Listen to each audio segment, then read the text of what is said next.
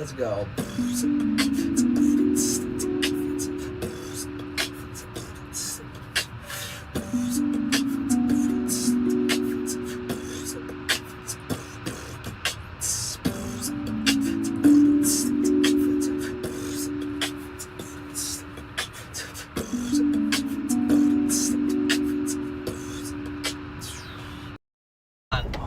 Hold on. I gotta show you guys what I see here. Song _and dance says this is how paradise must look like.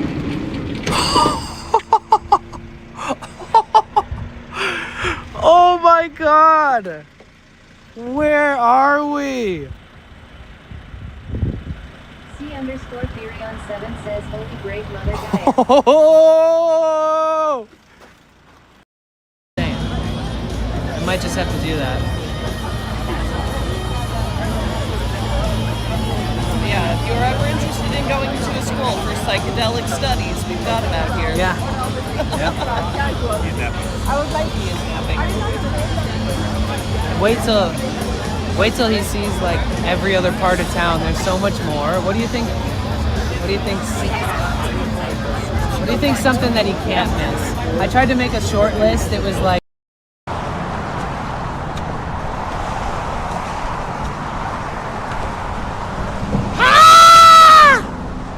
okay.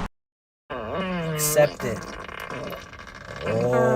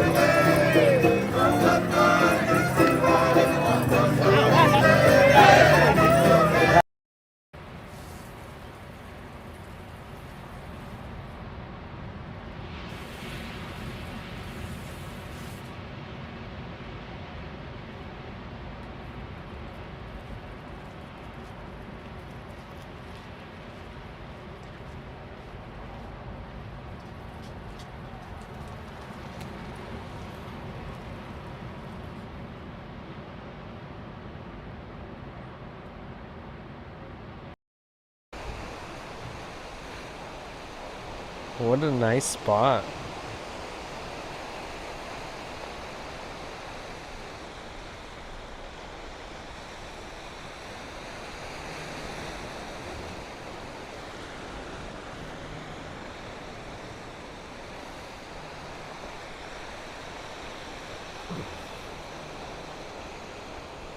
Ooh.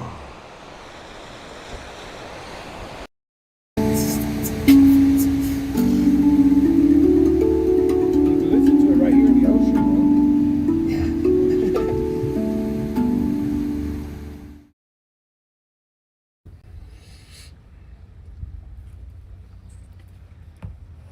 All right. Hi everybody, what's up? Hello. Hello beautiful people. It's so peaceful over here. Like, I've been parked here for a couple hours and the waves aren't crashing, you know? It's like, dude, I feel like Malibu and LA, or at least Malibu, the way the waves crash there, it's like so thunderous, loud. And the highway's so loud that it's so much nicer here. You can't even see it though. Hi everybody, my name is Danny, also known as Potential Bliss. Welcome to my live stream. Today is, what is today? August 5th, 2026. What's up, Melissa? How are you? I think these are like some of the fucking first words I've spoken in the last, since I got off the phone with my mom yesterday. I feel like I haven't spoken.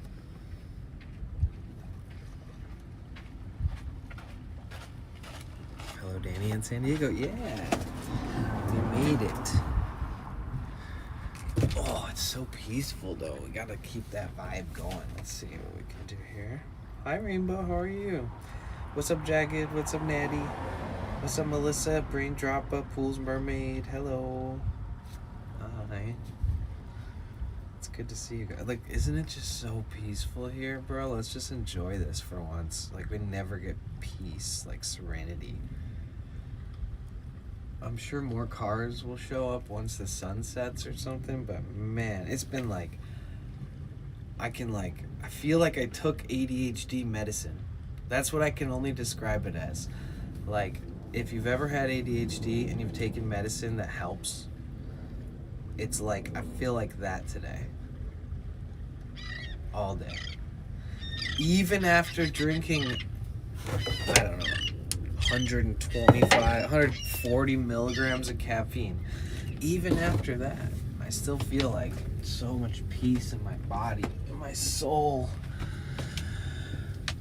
Oh, it's just such a relief, bro. I'm not even kidding, man. You ever feel so much fucking peace, you're just like, thank you.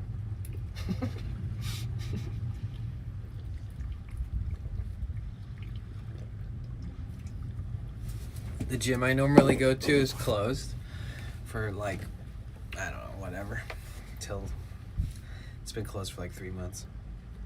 They're like fixing it up, renovating it. And that didn't bother me even in the slightest. I was just like, okay, next. Bro, you can just hear the water like gurgling. Like you just hear the waves. It sounds more like a lake than it does an ocean right now. It's really weird. It's beautiful. It's peaceful. I can't believe I stayed in LA so long. Oh my god. Never let me do that again. Guys, please. Fuck.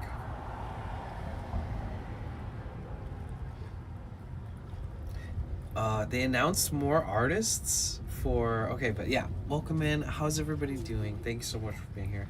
They announced the artists for the second medley for Hardly Strictly Bluegrass, right? So, do you guys want to listen to it together? Yo, 105 stream streak. Let's go. Let's go. Dude, I feel like I have to whisper because it's so peaceful. Bro, I can hear my own voice for once. Oh, I fucking forgot what this is like. I forgot what it's like. Dude, LA is a shithole, bro. bro, I hate to like pin it on LA because it's like a lot more than LA, but man, LA,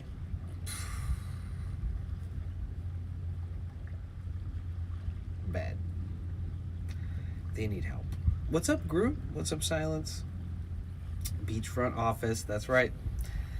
From Malibu beachfront office to San Diego. Okay, so how they announced the artists.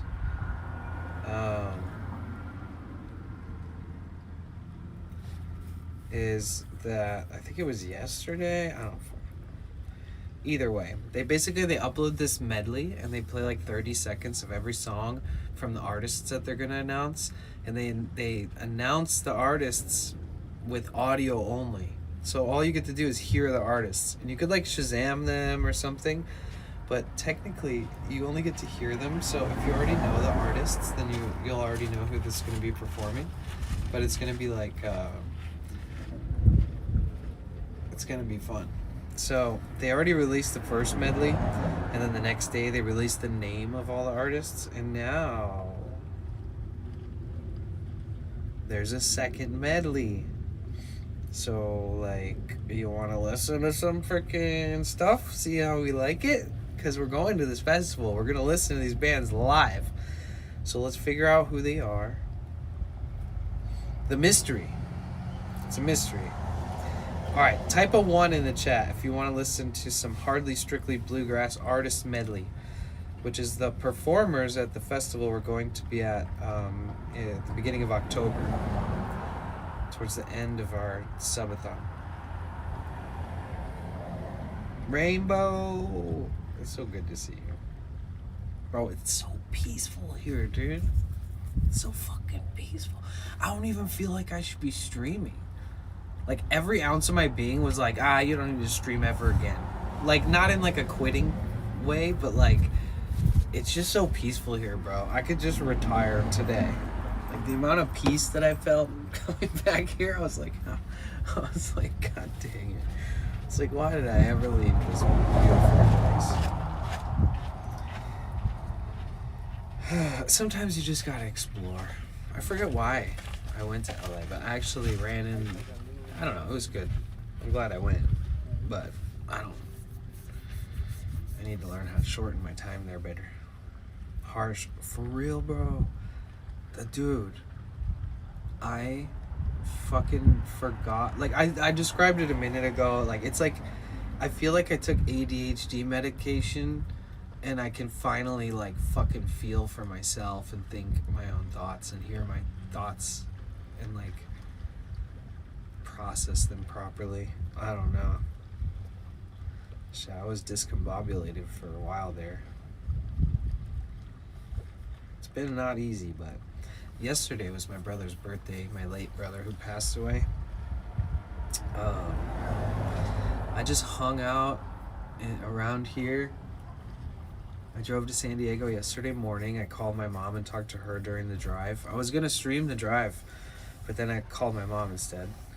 And talked about, my brother, just random shit. And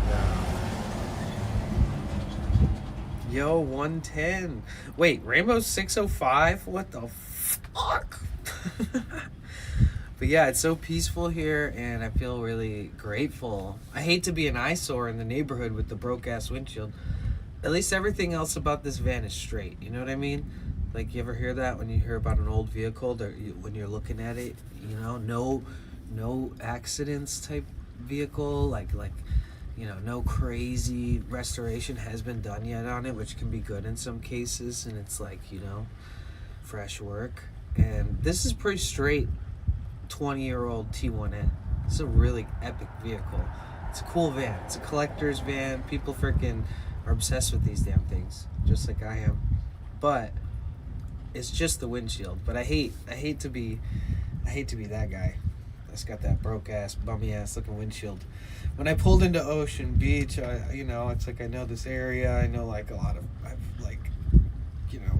been in and out of here for a long time, and I used to live in San Diego and a couple different places, and I used to come to Ocean Beach before I streamed and stuff. And it's like I recognize all these vehicles, and I recognize all the transients and all the locals. And yeah, my windshield, I got probably the most busted ass looking fucking windshield in town right now. I'm like the most recognizable fucking fan right now in town with the broke ass windshield. Sucks. So, per usual, I'll just remain in my best behavior, and I got nothing to hide other than be like, oh, please don't give me a ticket in case it comes down to something like that. 605 days. Thank you so much. I'm surprised I even streamed that many days, let alone you made it to that many in a row.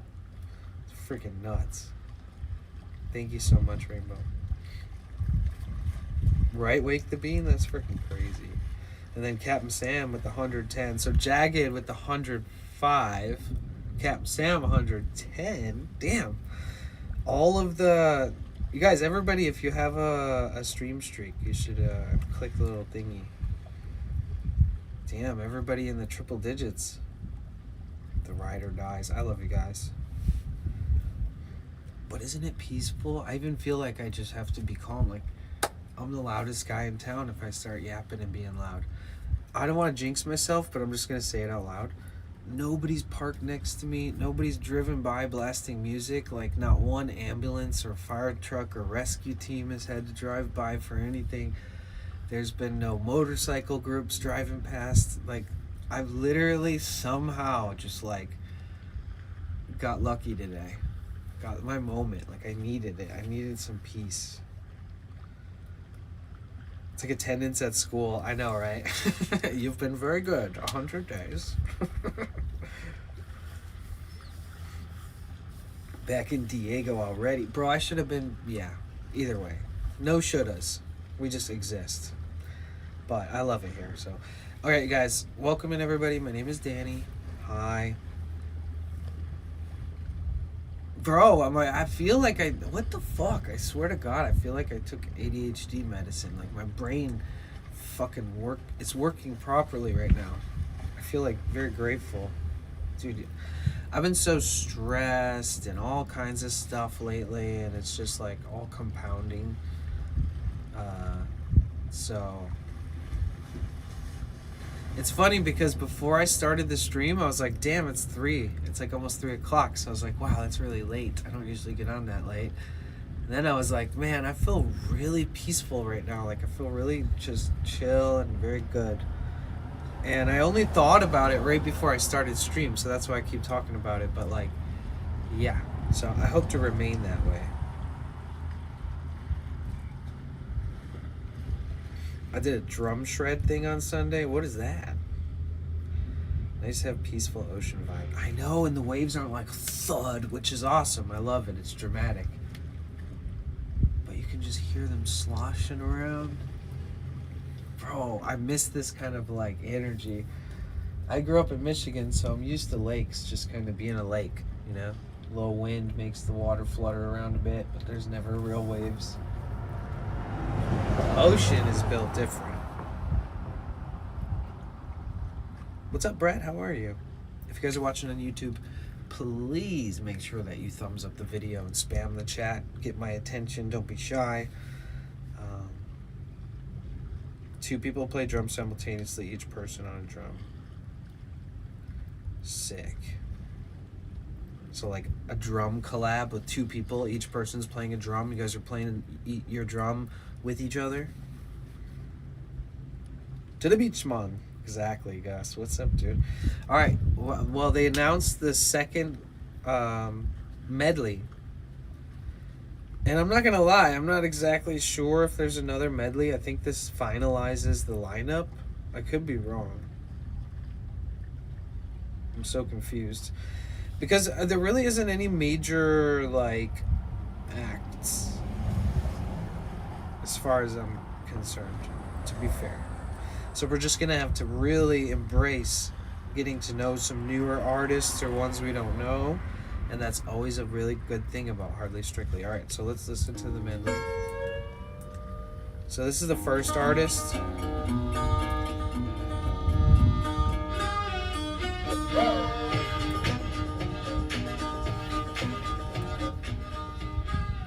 I don't want to play it too loud. It's so peaceful out here. I don't want to be the only guy blasting music.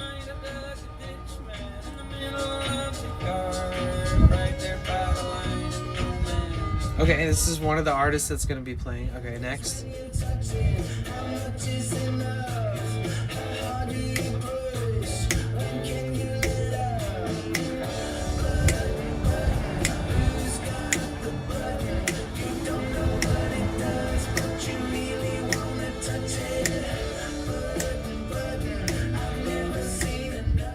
That one sounds cool. Next.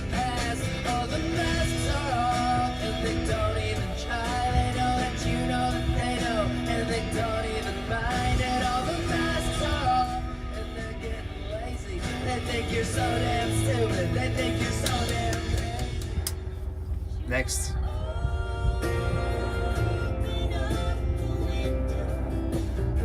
Ooh.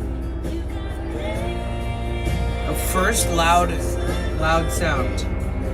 First loud sound so far. Military helicopter. Can't say I mind it. I don't mind it.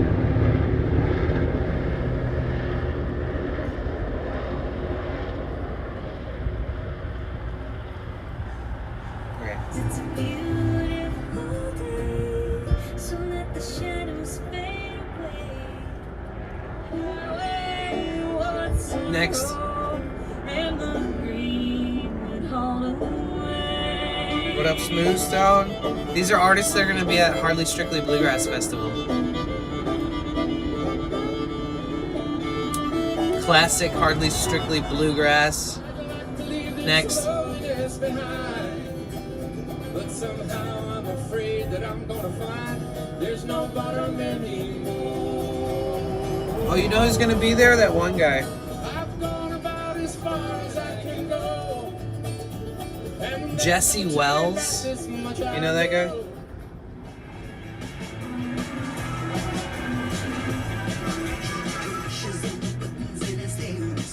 Wait, who's this? Okay, who the fuck is this?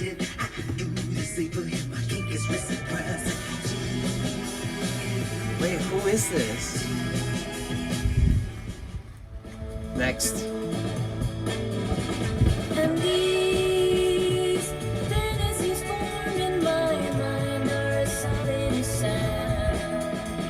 But she has only hooves and a head with light pulling around. Okay. I like that. Next. I left my home out on the great high plain, headed for some new terrain, standing on the Fucking country style. who's gonna pick me up. I had my hopes up high. Okay. I never thought that I would ever wonder why. This kind of shit you like drink a beer and smoke a cigarette and listen to. You're the one that I love best. And a brown mark from my forehead to my mother who still dreams Very good. of the safe return of her soldier boy from Richmond on the plain. That's it? That's all of them? I'm so confused.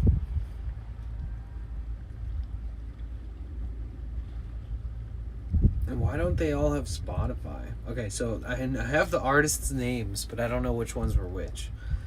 So there was Alison Krauss and Union Station featuring Jerry Douglas. There's Aaron Lee Tajan. Hold on, let me just give you guys the fucking link too. The Daryl Scott String Band, a band called Doug, an artist called Ismay, Ismay, Jesse Wells. He's like the guy who went viral on the internet. It's got that real interesting Bob Dylan-esque voice, and he plays the harmonica and the guitar. This guy. So this guy will be performing there this year. Potential Bliss logging you in. What the fuck are you logging me into, dog? What the fuck is this? Why don't you just open the app? Bruh.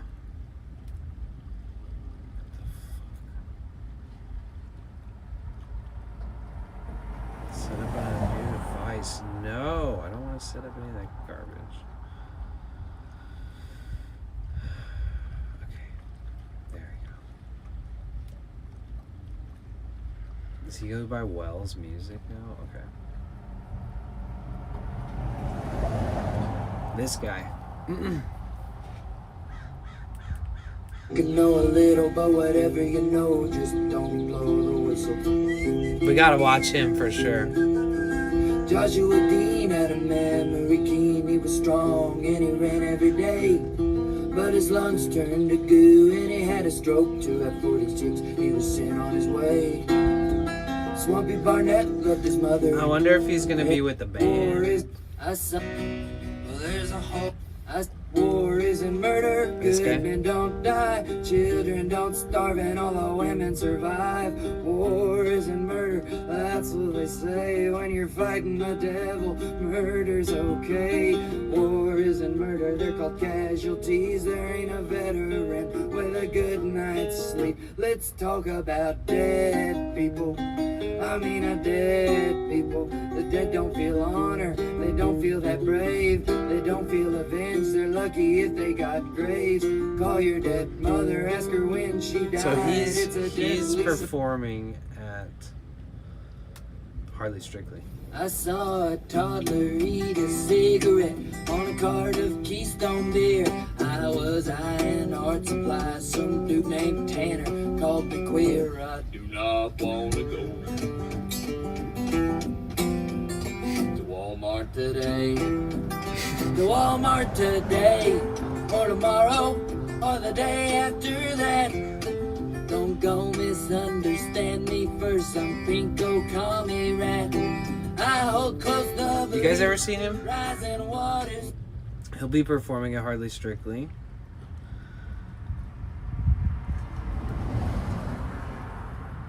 I don't know. I sent the link in the chat, didn't I? No, maybe I didn't. What's up, Sketty? How are you? Okay, so not everybody has a fucking Spotify, which is kind of blows my mind. Who doesn't have a Spotify? Maybe they don't want the man having their info and stealing their money. So this is Ismay.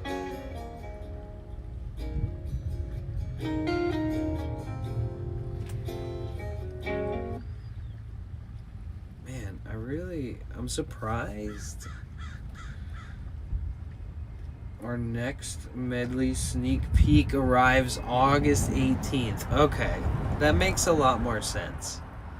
How many fucking medleys is there gonna be? Because how many fucking, gosh dang it. How many medleys does Hardly Strictly publish before they're all announced? Right?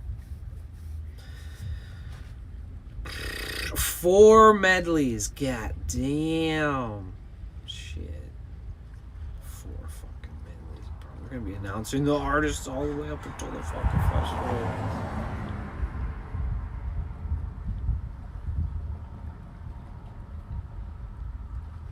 Crazy, huh?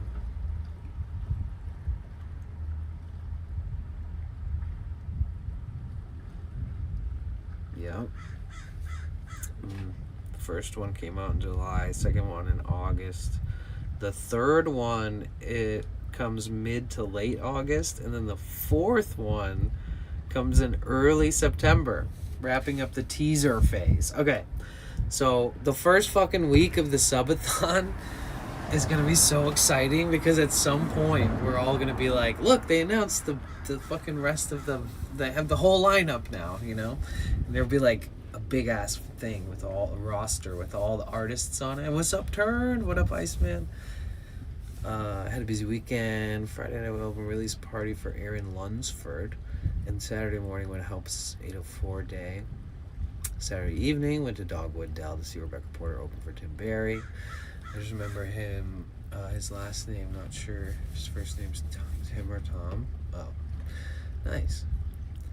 What's up, dude? How are you? You're grounded. How have you been? It's good to see you. Pierce the Snail 420. Doing good, thanks. Watching Denise tonight. Nice. I'm in such a chill mood that I almost didn't stream because I haven't been this relaxed in months.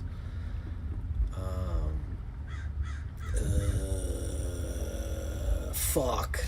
So who do you guys think? Maybe we should make predictions. Who do you guys think is gonna be like the no fucking way they're gonna be there? Because there's always some artists like that. Whether it's some old school legend, it's like super awesome, or whether it's like somebody that's more, I don't know, relevant these days. Because Hardly Strictly gets some pretty good artists every year. There's a small glimmer of hope based off of Billy String's tour dates that he just might have enough time to come fucking play a quick show for us at Hardly Strictly. Like, he has like a tour date like the day before, I think, or something, Hardly Strictly. He has tour dates like in the Bay Area around the same week. And then like has like one day off in between when he needs to get to like somewhere in the Pacific Northwest. I forget where. But it's like yeah,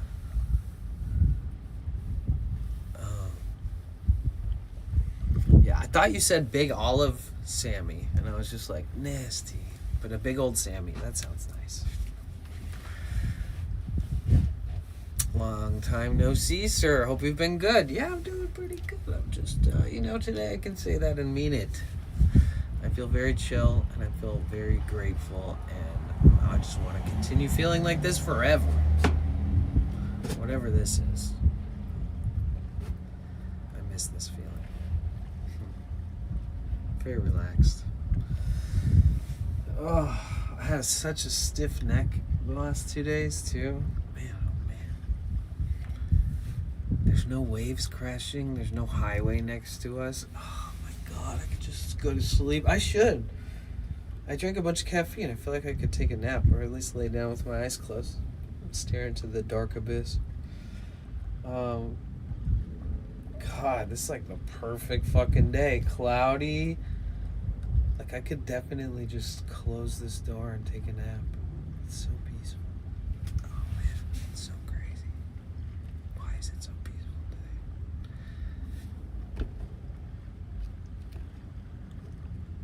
Alright, so so there might be a chance. There might be a chance that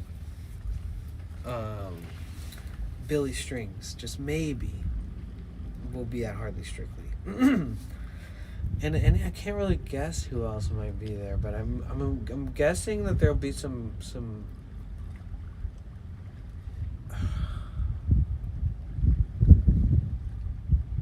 I really hope that there's like a full-on fucking something related to the Grateful Dead. Like something. Some kind of tribute, kind of concert. Somebody had a good time. Glad to see they're using them. I think it would be nice.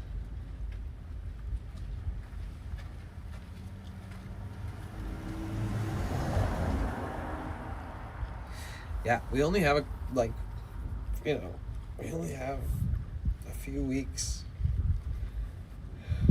before we hit the road.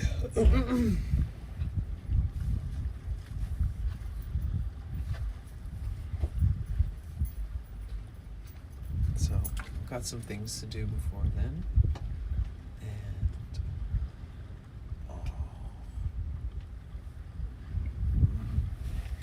what's up, Perzak? How are you? Are you on coke? No. I've never been interested in drugs that you have to like sniff or anything like that. That's crazy. But no, honestly, I've been in LA and it's so fucking dense and weird and uncomfortable and awkward there and sketchy as fuck and loud and nasty and dirty, and everybody's so selfish. Every time you walk across the street, you have to make sure that somebody's not like running a red light, or to be extra careful there.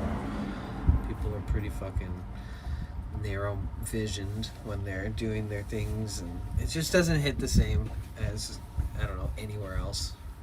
But enough of that.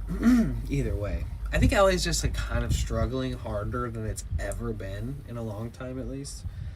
It's just getting worse and worse there, so I can feel it, man. It's not a good vibe.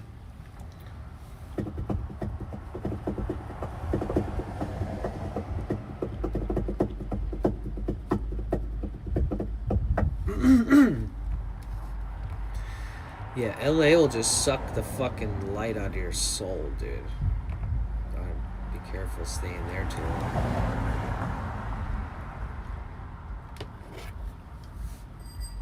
Okay, Hardly Strictly Bluegrass 2026. So this is one of the artists that's going to be there. It really does hype up all the artists that you can learn about and get to know before the festival, because the ones that they announce closer to the festival are always the most well-known, because you don't have to build up hype or learn about them too much. You would just look forward to seeing them. But all these other bands, I don't know who 85% of them are. This is one of them, Aaron Lee. Next.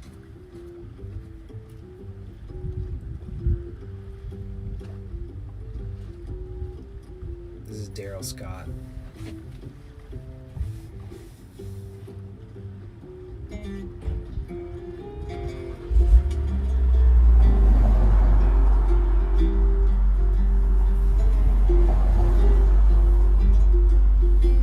Oh geez, Parazak.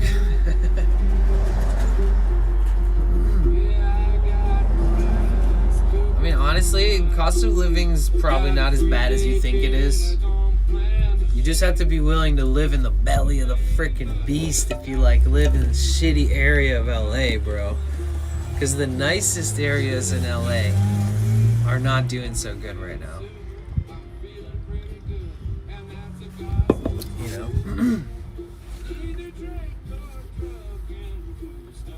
All of LA is just like fucking wild, wild west. Here's another artist that'll be there.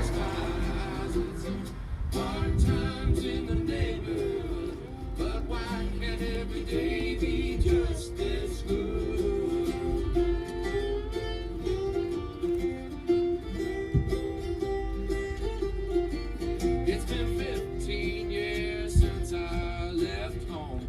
Said good luck to every seed I sown. I gave it my best. Oh, you guys want to see the view? It might glitch out. Why can't every day just be this good? I know, man. My days are better with you guys, so that's why. It's another reason why streaming is so fun. I want to show you guys the view.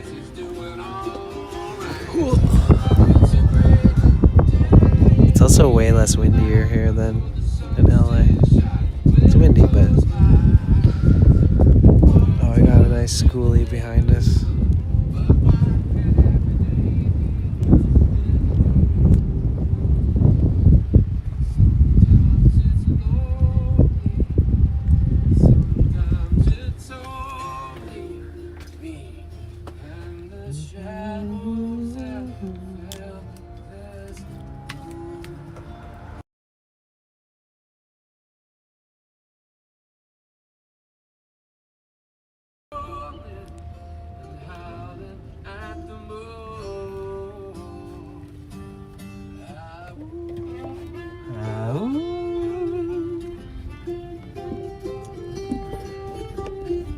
What up, Jessica? How are you? Happy Hump Day. How you doing? It's good to see you. It's a colorful life that we go through. It's neither black or white, nor just shades of blue. It's gorgeous there. I know, right? This is the This is exactly exactly what I needed.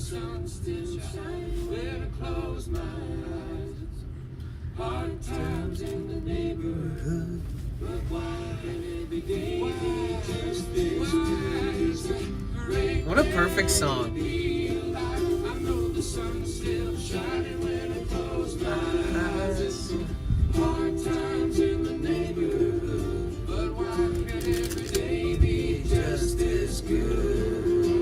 Good. Little yodel in there. We love that. I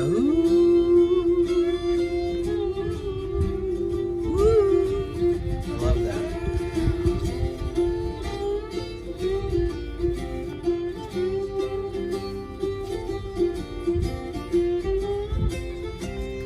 It's a pretty damn good song. So good, I'm gonna have to save it. Well, we're gonna have to watch him play. Hopefully he plays that song. I wonder if all his music is that epic. This is a band called Doug. It's just two guys, D-U-G.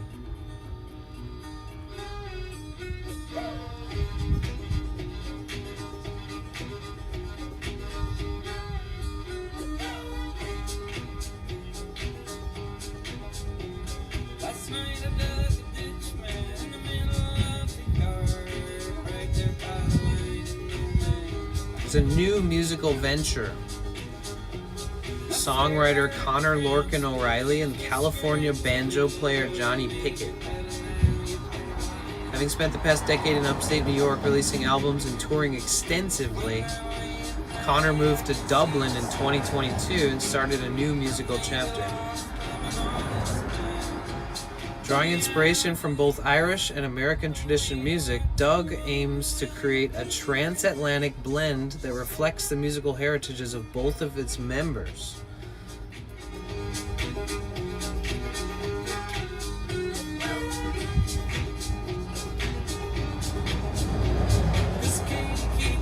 What is up, viewer? How are you doing?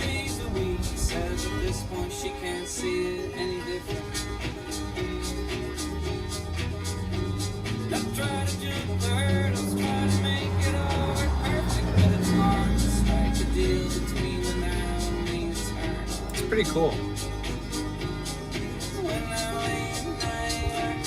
That's probably going to be a good set.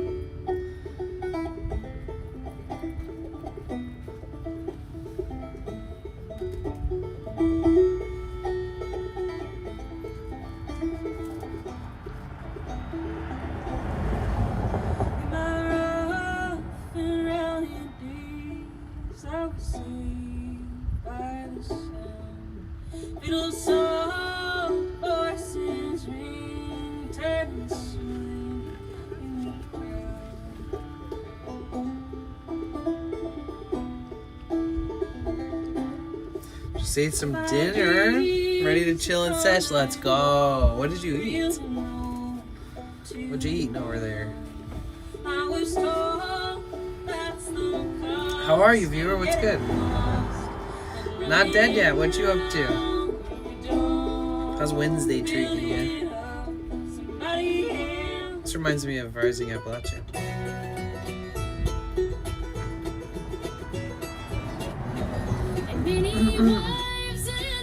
Alison Krauss is always a big one.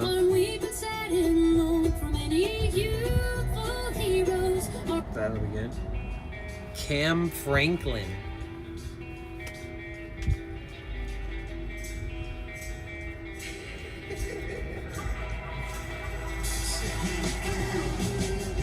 Okay, wait, what the fuck is this? 3,000 monthly listeners? Oh, we gotta watch them wherever they're gonna play. The smallest band on the whole fucking festival lineup, maybe.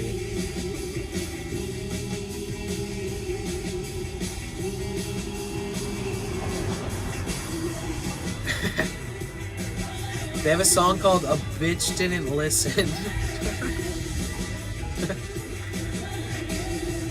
Cam Franklin is a singer, songwriter, activist, writer, orator, and actress from Houston, Texas. She's best known for her work with the Gulf Coast soul band The Suffers. Cam has performed on 5 continents and has performed with Suffers backed by the Houston Symphony. Backed by the Houston Symphony. In addition to being featured solo fronting The Suffers, Cam has performed The Late Night Show with David Letterman, The Daily Show, and Jimmy Kimmel. Okay, she's not the smallest artist. She just has the most unrecognized Spotify. Damn, you can't judge a book by their Spotify or whatever they say. That old phrase, you know? It's crazy. This is... So she write all this? This whole song? The drums, the guitar, the bass, the keys?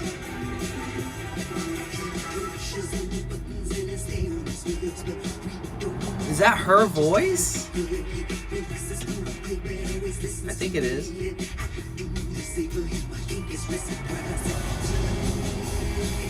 That's probably gonna be really good, nonetheless. So basically, even if a song on here has less than 1,000 plays, it's probably a banger. This one has less than 1,000 plays. Oh, it's a hymn.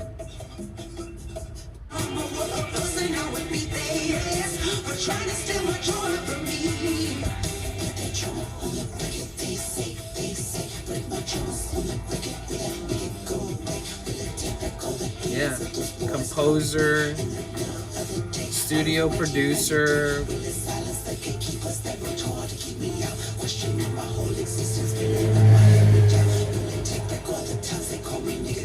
Whoa!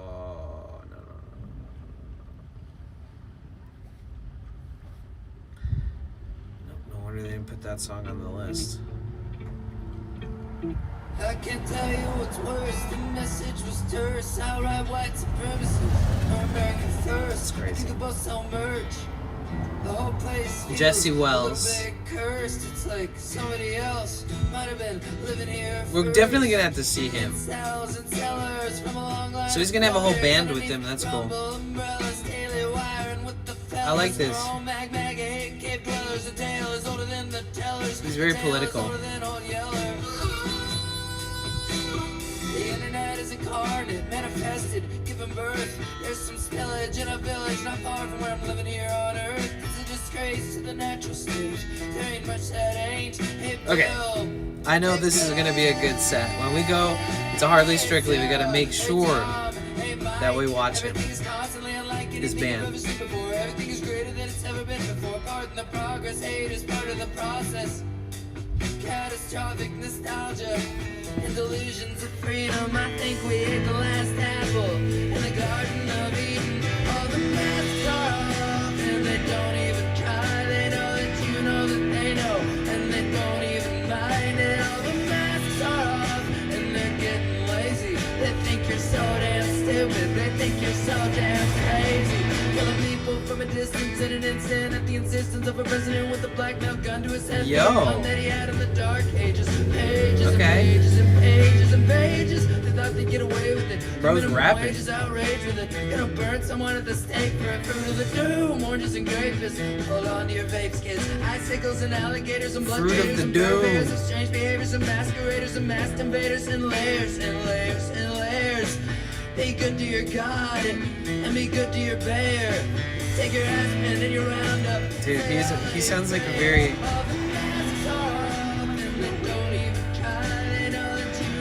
He sounds like he's sick of the man. You know what I'm saying? I know what he's saying. Sick of the rat race. Sick of the oligarchy.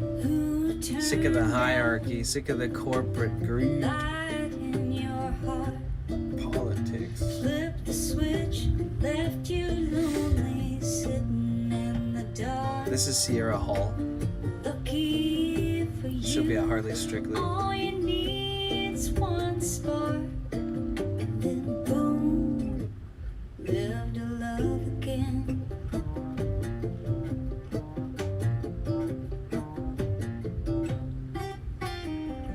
Promises break like little figurines. Ahora Cavazos. Where we at? We're in San Diego, baby. Where are you at?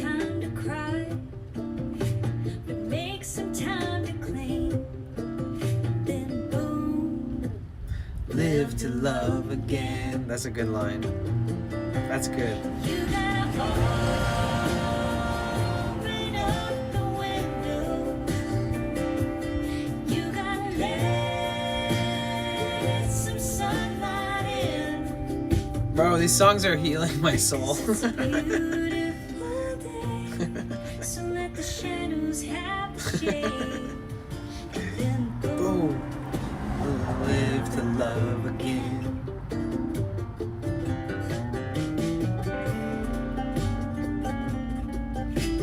When's this song from?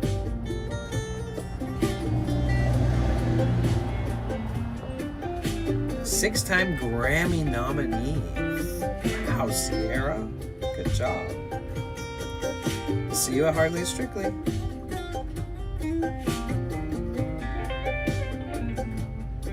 She's doing a whole tour through August all the way to April 2026. Wow.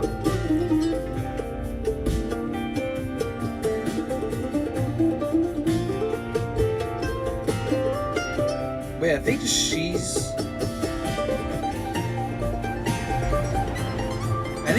playing the mandolin. I love a good mando jam. Ooh. Okay.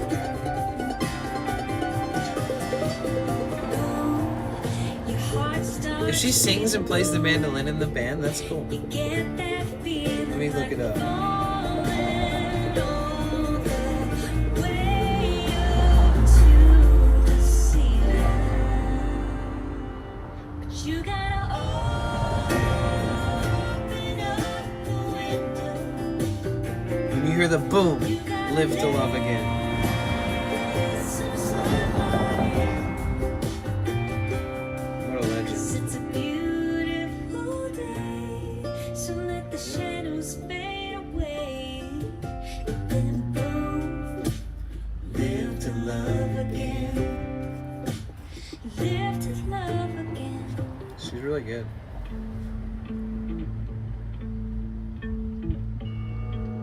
This is Ismay. A rancher, alt-country musician. Recently found themselves... Wait, hold on. I feel like this was written by AI. Bad job. She's supposed to wave an American flag.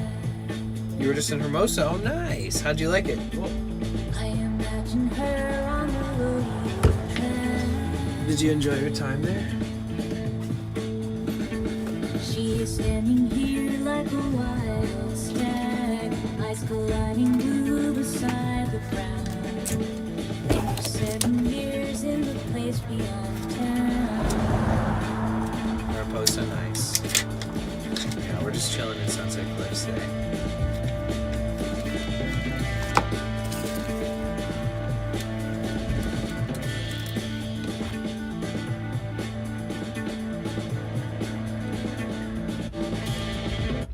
Now my hand, it's the black and the white of your coat that transcends.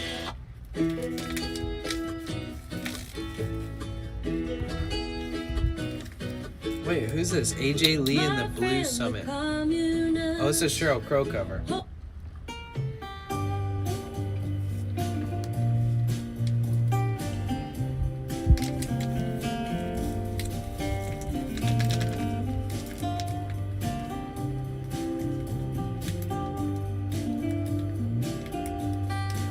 Saw a freight train yesterday.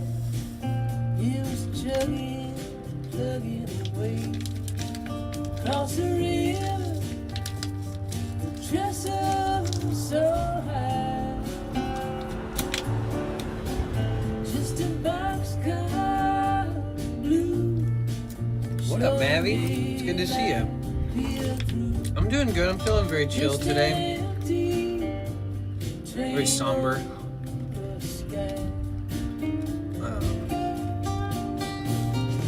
I drove from LA to San Diego yesterday.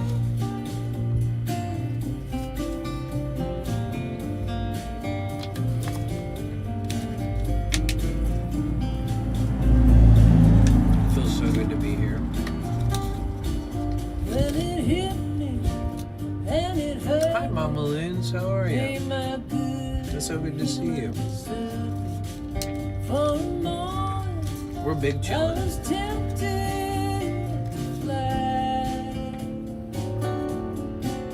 to the devil. How about you, Mav? Lord, How are as you? it hung there like Cheers, Jessica. just an empty train Whoa. on the sky. What strain, Jessica? Was You know, it I'm gonna just spirit? coexist with this fly. Was it silence? Make yourself at home. Did I do There's a smoothie cup in the like thing I just finished earlier. pull the curtain Eat from that. my eye? I said, hey, hey, mama. Alright, next. These are artists that are gonna be at Hardly Strictly at the festival we'll be going to.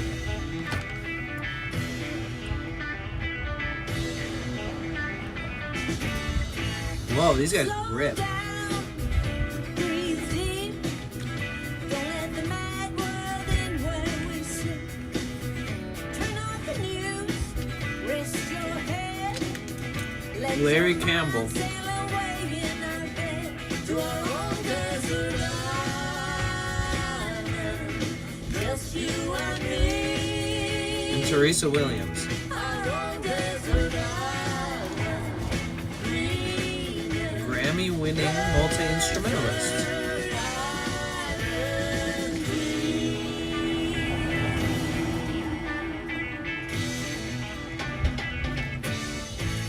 No time to think, no time to Bro, Hardly Strictly is gonna be so fun.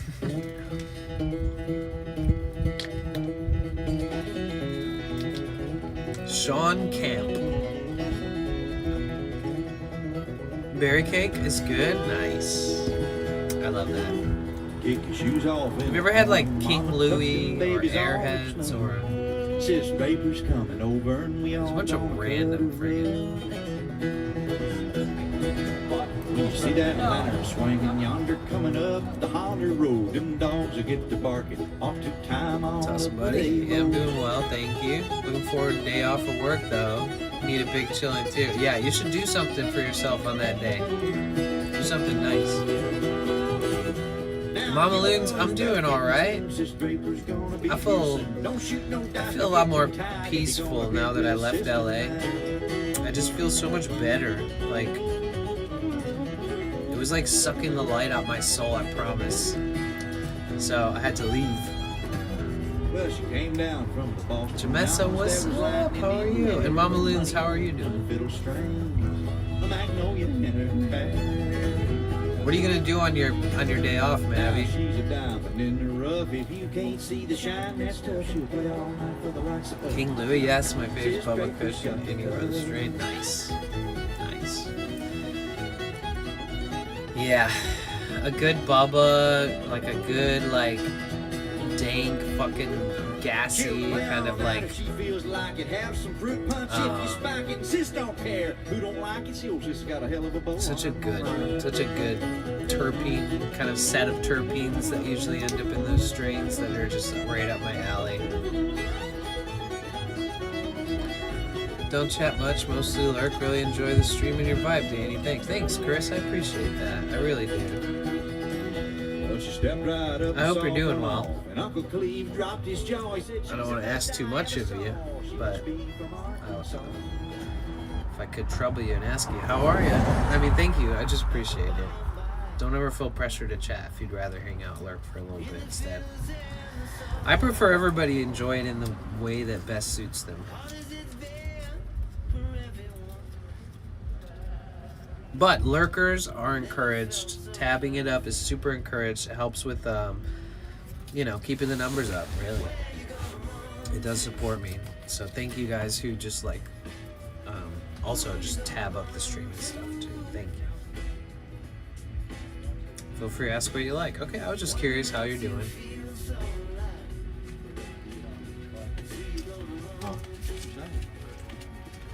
Where are you from?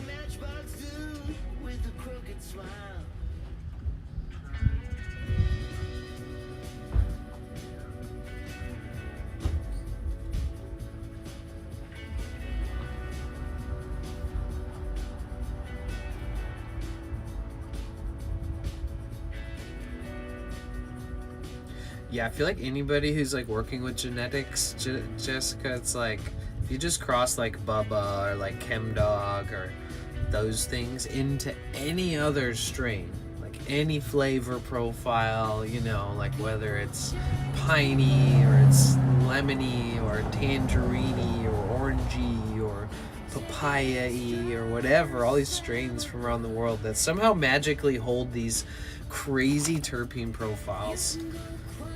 I was talking about it the other day, and I was like, man, there used to be strains that smelled like skunk. And it's like the most uncommon smell these days. Do you remember me talking about that? Were you here for that conversation?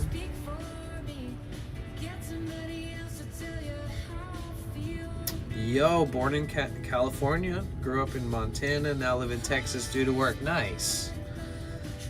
Wow. I've been to Montana before. It's really beautiful out there, man. Did you enjoy growing up out there?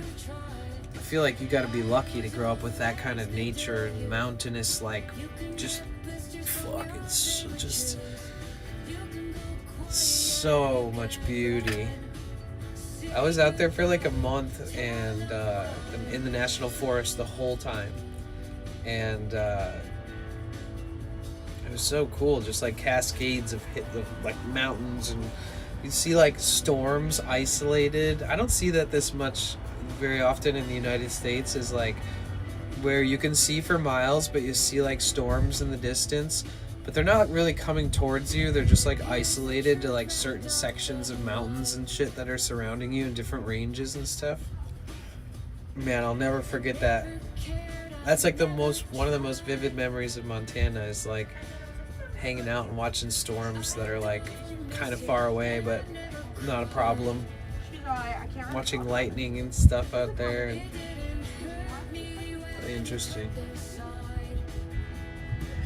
I'm doing great, thanks. Built a Copilot Studio Agent today. How's your day been, dude? What did you build? The fuck did you build? What are you doing? What in the AI are you talking about, buddy?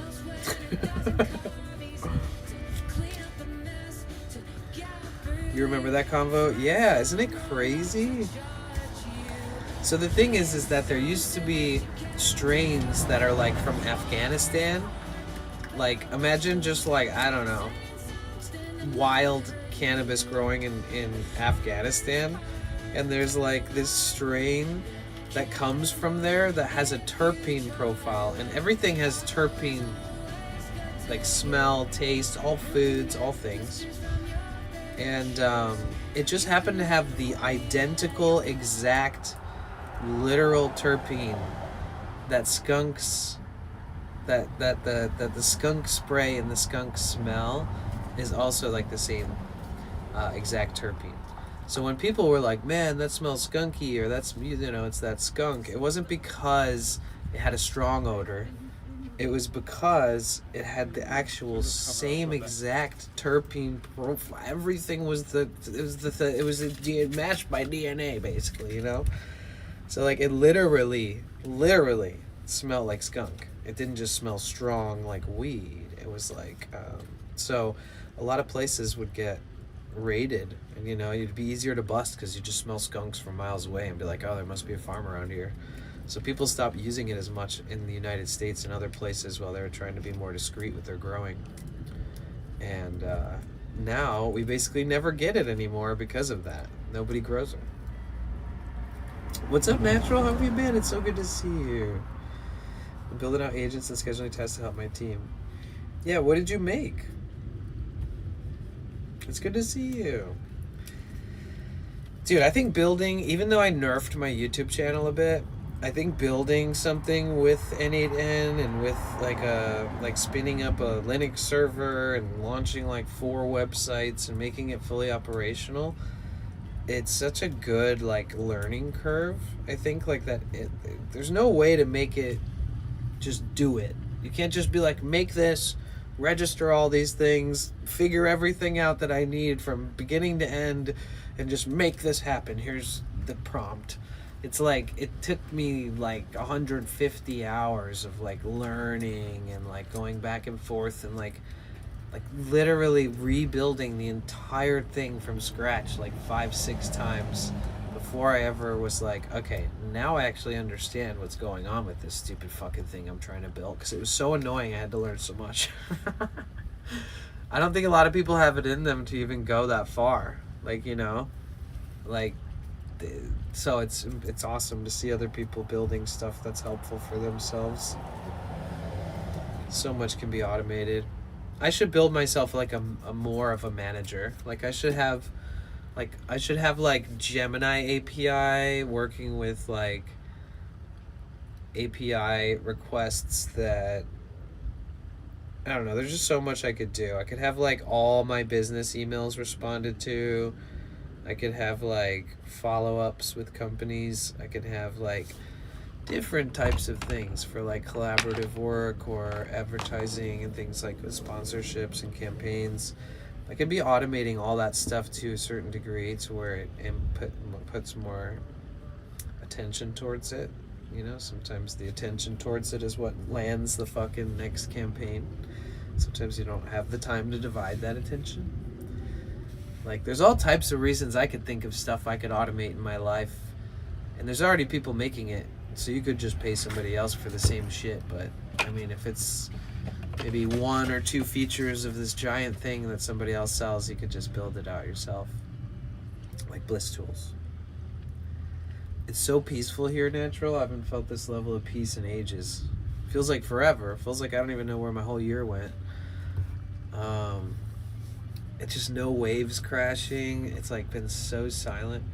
I'm finally starting to hear cars drive by and a little music being played somewhere, but I needed this level of peace. I almost didn't stream. I was like, no, I gotta check in with everybody. I fucking love you guys, man. So I have to check in with my peeps. I sat before stream and thought, will this fuck with how good I feel? Because I was like, man, I feel really, that's the first, that usually happens so much more often and I don't even think about it really, but even that, like, there wasn't any loud vehicle. It was just like, it was almost too quiet. I was starting to think like, it was just crazy. I basically felt like I took ADHD medicine today or something, you know? But I just haven't been in a relaxing environment in a while. LA is fucking stressful.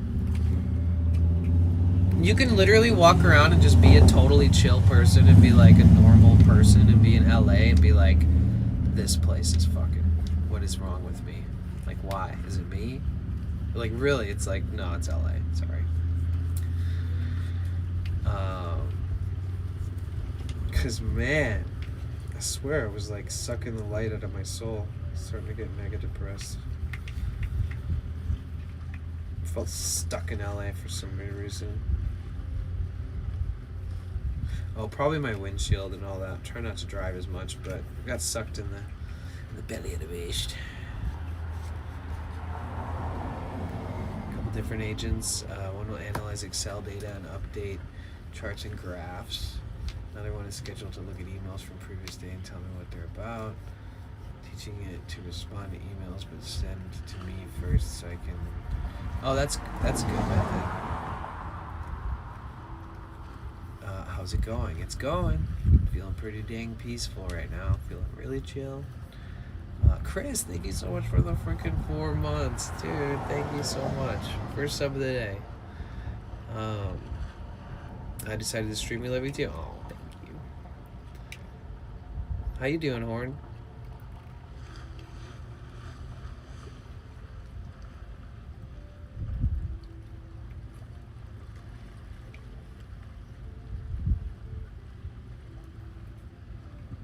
a chill person. What up, Veen?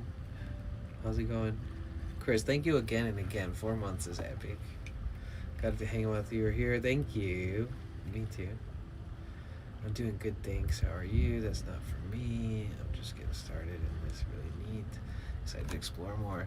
Yeah, if you ever use anything for your social media accounts, test all the testing. Do that shit on fucking your backups. Do it on throwaways. Don't do it on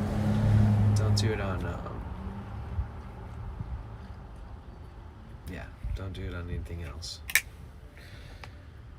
Speaking of ADHD medication, until the testing and debugging is done, then, you know, whatever. Today, speaking of ADHD medication, today's my second day on Adderall. Really? See, that's how I feel today, because I used to take it. Not Adderall, but, you know, Ritalin and all that. It's because it's so expensive to live in California that once you're there, you can't get out like it's a mud pit. No, not like that. It's just that, I mean, you could say the mud pit part's pretty good, but pretty good metaphor. That's a pretty good one, but like, I don't know about the other stuff. It's more like fucking LA is such a muddy place, like muddy, like in a, like muddy in like a, like metaphorically muddy. It's like everywhere you go, you're just stepping in other people's muck, in their fucking, in their mud. You know, they're getting you dirty. And it's like,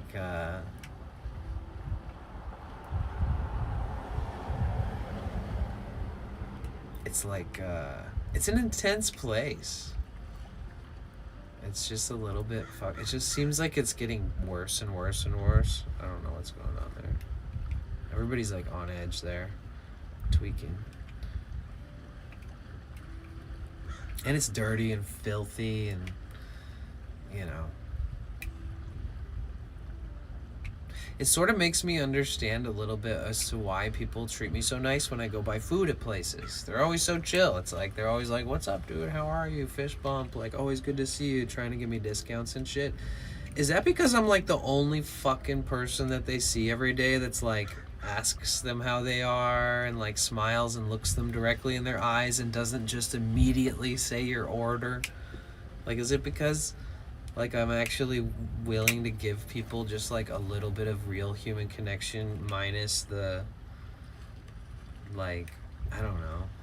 I feel like it becomes like this numb thing that when you work in retail or if you work with people or you're like a receptionist or you're like a guy who checks IDs at a door or like somebody who has like this fixed position where people just move past them all day where they have to like see people, and then like eventually like some of those people, which is probably the majority, let's be real, especially in 2026, like those people like people will be like, oh, nice earrings, you know, like people will like try to be nice too, you know what I mean? Like if like you're in an office and like you're sitting there and like they're or like you're checking in and they're like telling you the doctor's gonna come or whatever, and you're just like, oh, you're like complimentary, like, isn't it such a beautiful day or something, like, oh, I hope you get to enjoy it, something nice, that they'll be like, oh,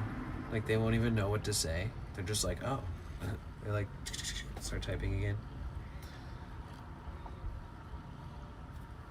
So like, I think that in LA, not enough people, everything's so transactionary that they forget, or transactional, I don't know what the fuck. You guys can figure, you know what I'm trying to say. Everything is like just a transaction. And it makes sense because you're literally making a transaction. You're like, here's money, give me this, please. Thank you. But it's almost like people forgot that the humans that you interact with every day at stores and shit like that, that those people are actually kind of, in a weird way, a big part of your life. And like, some people are so narrow, they just like don't realize that. You know what I mean? Like, bro, I recognize the gas station attendant, like, in every town. I can see, like, who works at every gas station that carries the fuel that my van takes. So it's, like, Shell, Sinclair. There's only, like, a select fuel depots that I can rely on. And I feel like I remember every person that's there, and I've exchanged smiles and good mornings with them, and like I feel like I can remember everybody at every place that's had consistency where they're still open, like as far as restaurants I like or pizza places I like. And I remember when people say stuff to me, or like if they've ever told me anything about their day, like I always like treat them like they deserve to be. And I don't think that I'm the only one out there doing it, but like I think that life is so fast paced that like it's really easy for people to just be like, yeah, give me that cheese slice, bye, thanks. And it's just like, yeah, I don't know, I think people lack being treated good at work these days, like especially in the food industry. Oh my god,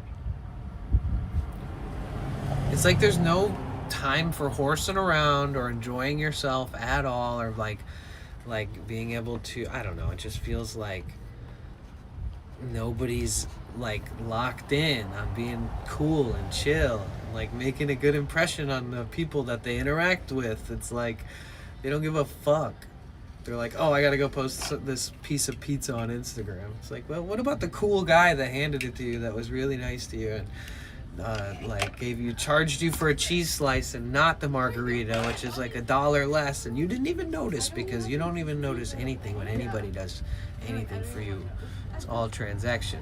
I would hate to be on the other end of that. I used to work in the music industry. I used to work in between the music industry. I did other random jobs, and I worked at like events with people around, but those people were always pretty cool. But I worked in retail at music stores. Mike, what's up? It's so good to see you. How are you?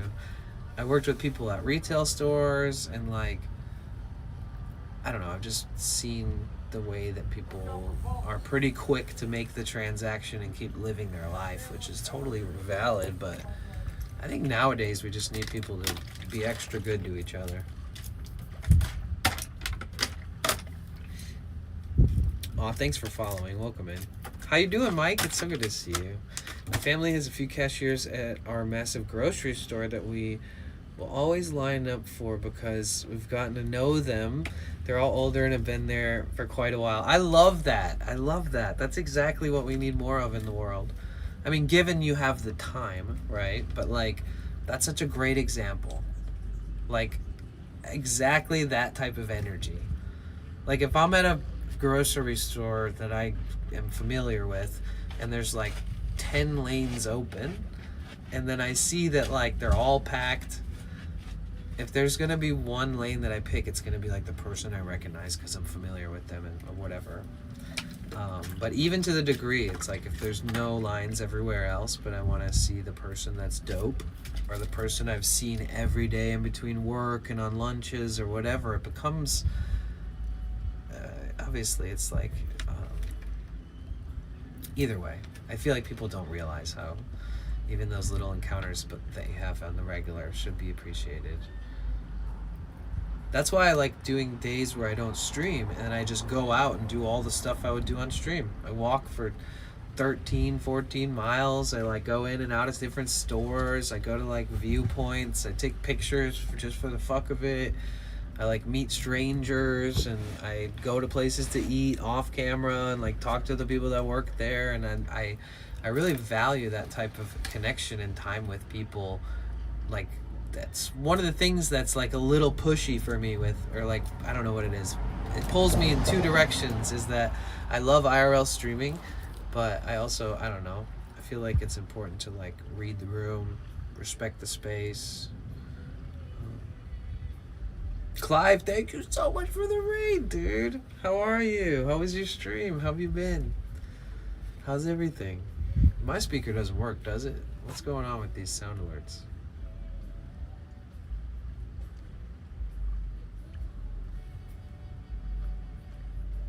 But yeah, streaming, I feel like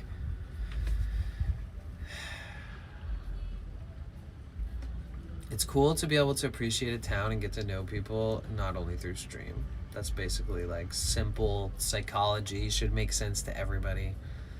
You know, sometimes it's like, if I stream like every single day, then like how do I experience life without holding a stick and a bunch of cameras and people's faces and shit? Like, you know, to a certain degree, you really have to live the life that you preach that you love or whatever. Like, because I only stream what I love, and I only stream in places that I enjoy and that I love, and I feel like I would definitely, like, I think some people will be like, oh, I would, you know, it's like if you would ask every streamer and you said, what do you do when you get off stream? What do you do on your days off if you're not working? Like if you ask people that, like, are they doing the same stuff that they would be doing on stream? Maybe not. But some people stream and they do whatever the people want to see. They do what people are expecting to see. And then when they get off stream, it's not really their passion, and it's not really what they love, and it's not like their truest, like, offering. And that's fine.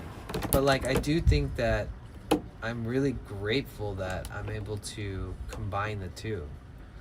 Because a day off just feels great.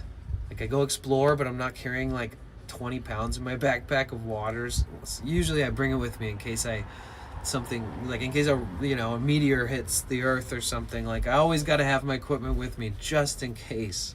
You never know when, like, you know, Jean-Claude Van Damme's gonna jump out of a limo and ask me to fight him or something. You never know. I'm in a small town, and make sure you guys follow Clive. We love Clive here. I hope you've been well, dude. I'm in a small town, and my brother runs the donut shop, so we meet the business owners. It's nice that they get out and meet the communities that support them. That is nice. People are really on edge up here in New York. It's the post office today, and a woman demanded stop helping everyone else do her passport on the spot. And they told her she needed to make an appointment. She started cursing at the employees. It's amazing how quickly some people turn on workers who are just following the rules. Yeah, I mean, the worst thing too, Mike, is just doing that shit at a post office. Like, what a fucking idiot. Like, let's just be real. You know, in the back of your head, you're like, man, what a fucking idiot, this person. Because, like, who does that at a post office? It's like, arrest them. Fuck them. Don't give them their passport. They don't deserve it. Put them in timeout for 3 months. Tell them they can come back later. I feel like if you're gonna act like a child, you should be punished like one. At this point, if you're gonna do something like that in a post office, you don't even deserve their time, you know? But I'll give it, you know, there's always some crazy person in a post office. There's always that person. Whether it's somebody who's being fucking weird, or it's somebody who's, like, overly talkative, like looking you up and down, look at what you're holding, say stuff.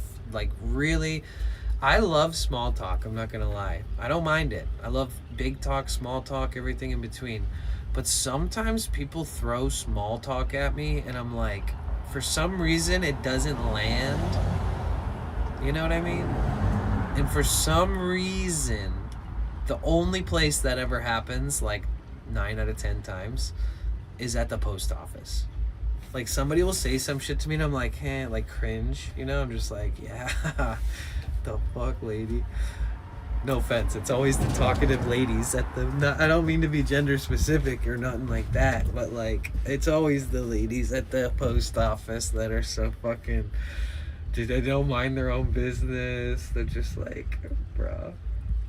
You could be, like, grieving and, like looking at the ground, ignoring everybody with, like, a fucking, like, big sunglasses on and, like, a hoodie, like, zipped over your head, and, like, trying to just fucking survive, and some lady will be like, hey, crazy wind today, huh? It's like, dude, please shut the fuck up.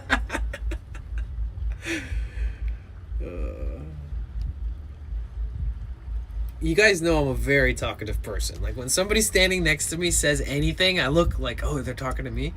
Every time. I'm a fucking talker, bro. It's a blessing and a curse.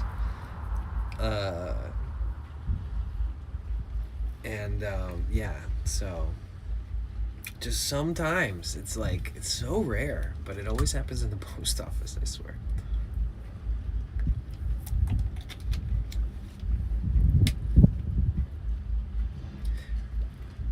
we should be happy when we see somebody treating the workers the way they should be. You know, like when somebody in front of you is like, oh, hey, Ken. Hey, good to see you today. Blah, blah, blah. And then it's like this happy, friendly, sort of community-esque feeling that, like, we should always be happy that when we see that or if we experience that. But I don't feel like we should be trying to prove to people that we need to be more open and just, like, less rigid and less fast-paced. Probably one of the things I say most to people in the workforce, other than thank you, how are you, the normal shit that you should be saying to everybody and anybody. What is that? What is that oh my god, I forgot what I was gonna say. But it was about this, it's a comment that I almost always end up, oh yeah, it's no worries, I'm in no rush. I'm in no rush at all. Like, I could literally be, like, in the biggest fucking rush ever, bro, and I'm not being a pushover. Any other situation, fuck you, I'm in a rush. Fuck off. But when it comes to being with food service people, or even anything, but it's always usually food service, where they'd be like, oh, let me go something, and I'm like, it's okay, no worries, I'm in absolutely no rush. Like, I'm straight up chilling. Like, even if I'm like, oh my god, I'm gonna fucking be late. Like, and why are you putting your fucking mouth? So I think I go to the degree to, like, trying to even just push it.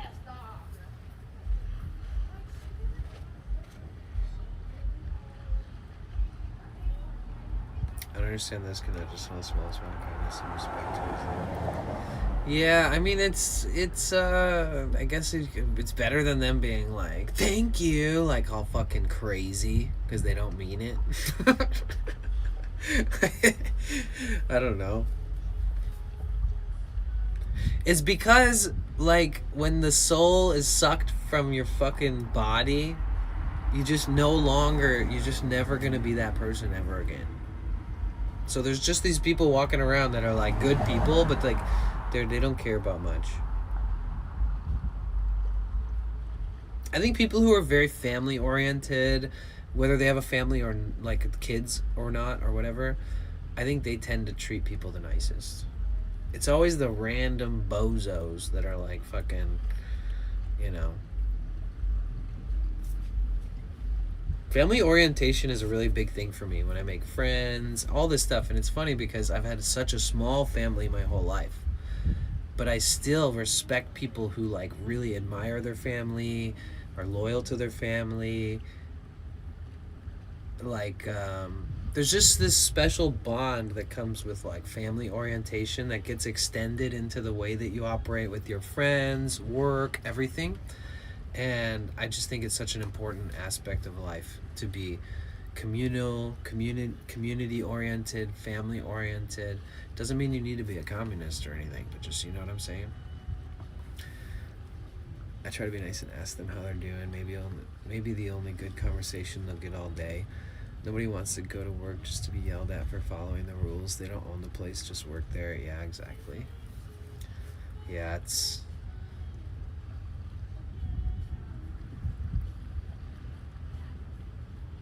And also, I guess it's just, like, certain people just stand out as, like, worthy of being communicated with. You know what I mean? From both sides. Like, maybe they read your eyes better. Like, maybe because here's the thing, right? It's almost like complimenting a man or a woman or a non-binary person or anybody, right? It's like if you've ever heard of romance or love or whatever, right? You know what that is? I've heard of it. So, like, you know, like it's like hundreds of people could say, I love you. But then when that one person says, I love you, it's something about the familiarity with them, their voice, their eyes, their presence, their comfort, or whatever the fuck comes with that, you know? Like, it hits different when it comes from, like, the certain people. I think that in their random encounters with people, that like people who are a little bit reedy, meaning like they read people a little better, is my new thing I just made up. Like they're a bit empathic maybe, but they're like, maybe they're like sensitive, so they're like really good at kind of reading people to some degree. That like maybe they only open up to people who are like past their vibe check, you know? Because sometimes I'll see people be like cold to the first 5 people in the line in front of me, and then when I get to them, they're just like, it's like the tensity goes away. You ever see that? It's almost like that you're the chosen one. you're like, hell yeah, dude, I broke the ice. It seemed like they were fucking over all the first people. I thought I was gonna get the same fucking cold treatment. But then it's like, how you doing, honey? I'm like, oh, better now that I'm here with talking to you. I always try to treat people the way I want to be treated. Everyone has a story, things people can't see. It's hard to know who's having the worst day. Yeah, and we don't need to know everyone's business. All we need to know is that the feelings associated with everyone's business is the familiarity between us. Because even if their life is all fucked up and weird and sketchy, or their life is great and beautiful and wonderful, or they're struggling hard, or, they're a fucking hoe, or whatever, the things that you feel, those emotions, that range of emotion and the spectrums of emotion, that's where we're all the fucking same. You can be a different color, you can have an accent, speak a different language, you can be bald, long-haired, perfect teeth, no teeth, crooked teeth. You could be so many things. Short, tall, wide, skinny. But there's something that we all share, and that's emotions. And I know it might sound corny, but it's such a fucking real thing, is that if there's one dude, if I have somebody that's like, fucking fuck you, you don't know me, you'll never understand what life is like for me, in my head I'm like, yeah bro, I guess not. But like at the same time, I get it. I've been like strung out emotionally, you know what I mean? And I get that fucking anger and fear and like a roller coaster, a cocktail of fucking 12 emotions, some you've never felt before, like all coming out all the time. Like, it's like, I get it, dude, I get it. That's all we need to get, dude, because every story is just sharing how you fucking felt and why you felt that way. You know what I mean? So it's like, once we share those things, it's like, it doesn't matter if you come from a different walk of life or you're from a different country. None of that shit matters. What matters is that we understand each other now. And you can also kind of, I don't know, man. Like, these things it's such beautiful things to learn if you get the chance,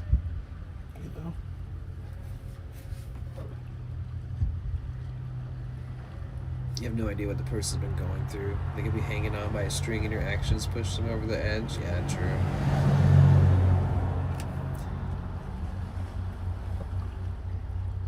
Yeah, I was told to come to this location for 420 to meet my friend who is sick of LA. I'm not sick of LA, I'm sick from LA. What's up, Otter? How are you? It's just, I don't know. The most beautiful way I could describe it is that it dims the light in your soul. And if you stay there too long, you fucking forget that there's so much better life out there. It's like an abusive relationship. It gets stuck in LA too long. It's like you love it and you want to go back to it, and every time you go back, same shit fucking, if you stay a little too long. It's so weird because it's like most people feel this way because of a relationship, because of like, an ex-partner or like some weird shit.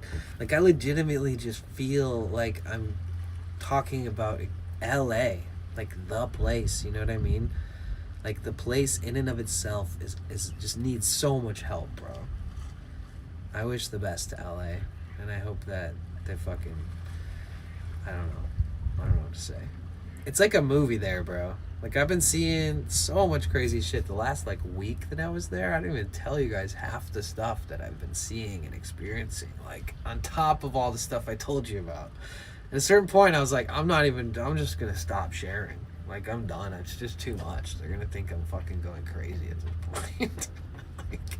like some crazy shit. Just normal LA shit, but enough of it,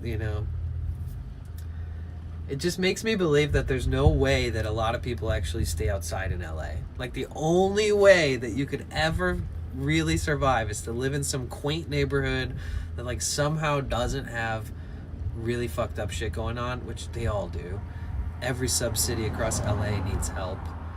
But it's just such a weird feeling being there. It's like, it just needs help. I don't know what else to say about it, really. As a person who's been in and out of LA for many, many, many years, it seems like it's just getting worse. Like really bad worse. You know, like, I used to be able to just like mind my fucking business, and I'd have like run-ins sometimes with random tweakers and shit, and I used to be able to like, you know, feel good about my zone and my spots and like all these different things. But it's like unavoidably bad right now, dude. Like, nothing feels real. It just feels like a movie. Like, the shit I've been seeing, dude, the things that people have been coming up to me and saying, and like, I don't even know, man. I can't even keep track. Like, if I had some kind of like chess cam on, like every time I ended stream and I just published that shit to Twitter every night, I'd probably be like one of the most viral accounts on Twitter. Like, that's how much just like ridiculousness I see every night.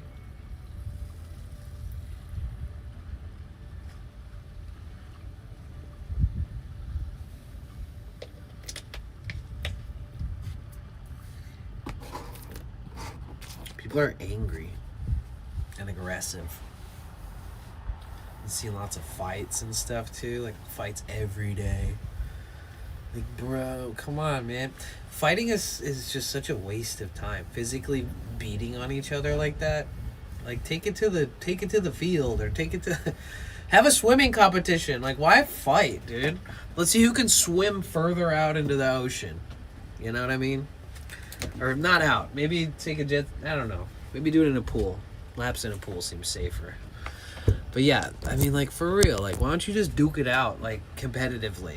Like, if you hate each other that much, why doesn't one of you just win or lose and just walk away? Fiend has that LA groove. You do pretty good, Fiend. Yeah, you do. I mean, I'll always be surprised that anybody can stay in LA. I lived there. It's kind of tough. Like, you can be the nice guy in LA, but fuck that, dude. It's just too much. The goblins there are just fucking hungry. Like, dude, the second I got to San Diego, somebody was like, you go first. And I was just like, oh my god, that's what? Courteous? You're courteous? Oh my god, I forgot humans are actually good. Okay. And then, like, there was just so many, like, every single person I walked past last night smiled at me, even though yesterday was tough because it was my brother who passed away, his birthday yesterday. So I was like Sag. I was Sag farming. I was just like walking around, like tears in my eyes, like most of the day, kind of just keeping to myself and walking around. It was a beautiful day and I felt great, but it was sad. I miss my brother. But even though I kind of looked like probably maybe a little sad, people were like smiling, asking me how I'm doing, like literally just walking past people on the streets. And I feel like I've had the same conversation before, but less intensely. When I came back to San Diego, I was like, oh yeah, I forgot. Like, people actually like are nice here. Like, people are chill. Like, people want this vibe to. That's why people are so anti-corporation and shit here in Ocean Beach and stuff. It's because it's like this little slice, this little gem, you know. It may not be perfect, nothing's perfect, right? But it's like, it is absolutely one of the most like safeguarded places as far as vibes go. And so many people raise their families here. You just got to be like respectful and just fit in, and they will accept, you know, outsiders. But I do feel like I'd rather be in a place that, like, there's accountability here. You know what I mean? Like, this town, like my van, I feel bad being in this town because my windshield is so fucking broken and I can't get the rust repair and all that stuff done right away. But I don't want to be like an eyesore. I want people, when they like think about this town, they don't think about like vans with busted ass windshield. Like, I don't want to give the wrong impression of this town. Like, to the degree where like I literally don't give a fuck about any other town like that. Like, I don't really care. San Francisco I do, honestly, to be fair. San Francisco and Ocean Beach.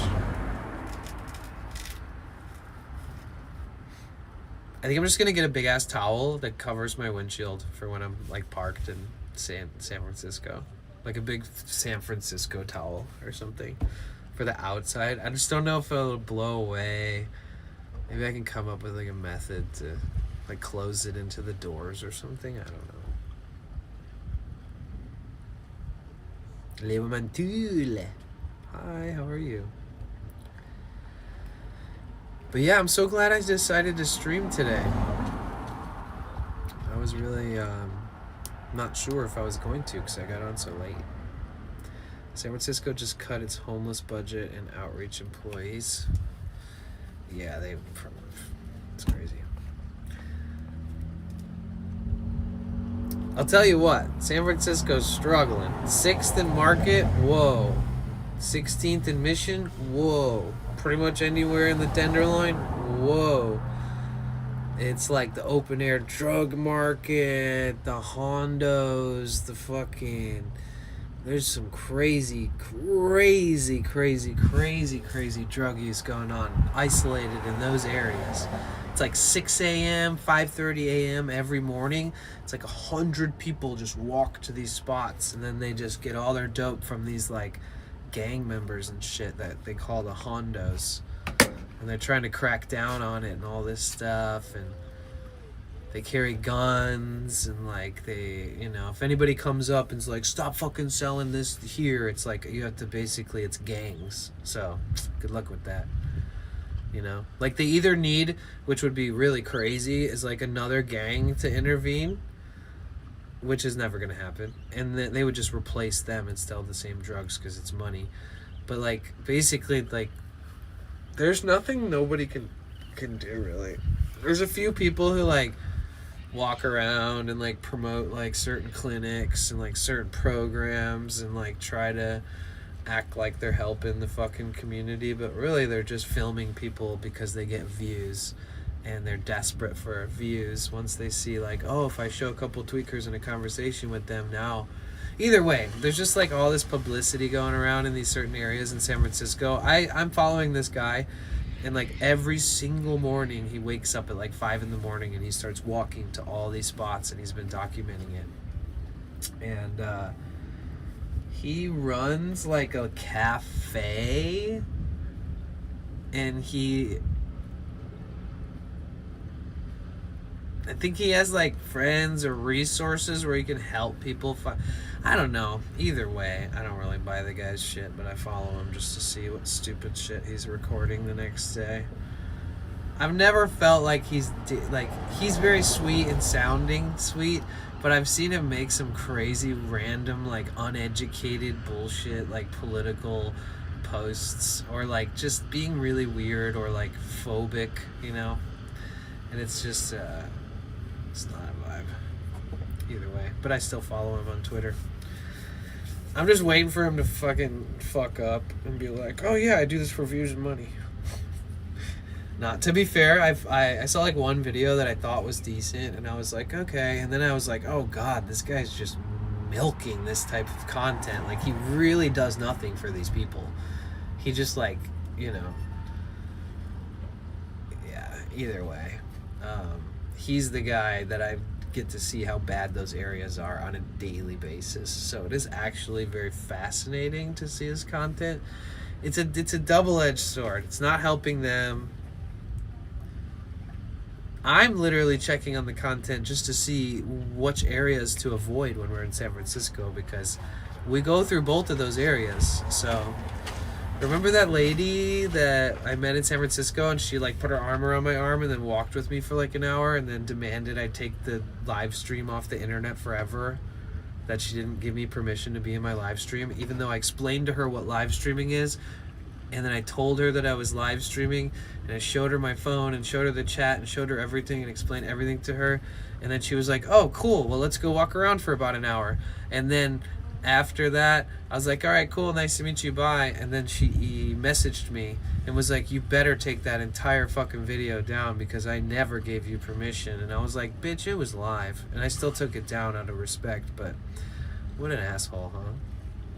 It was such a good day, too. It's like, wow, nice, great, thank you. Thank you, Duppy Doo, for the 100 kicks, for the 200 kicks. Thank you, dude. I appreciate that. How you doing? What's up, Natty? How are you? But yeah. So, remember her? She walked me to 16th. I swear she wanted me to die. It's like she wanted me to get into some kind of shit because she walked me to like the worst area ever. Like I already knew the area is bad, and I'm like, why are we walking this way? And she's like, yeah, I just want to show you the area. And then she's like, all right, bye, have fun, good luck, don't die. She's trying to set me up. Maybe. I don't think she knew what she was doing. I try not to overthink it. Like I said, if I bring drama into my own life, I'll fucking think about it all day. But I don't do that. So when people bring drama into my life, the goal is to reduce the amount I think about it. Sometimes it's easier, sometimes it's not. But that lady, yeah, the second I deleted the VOD and deleted the message from her and blocked her, I was like, moving on.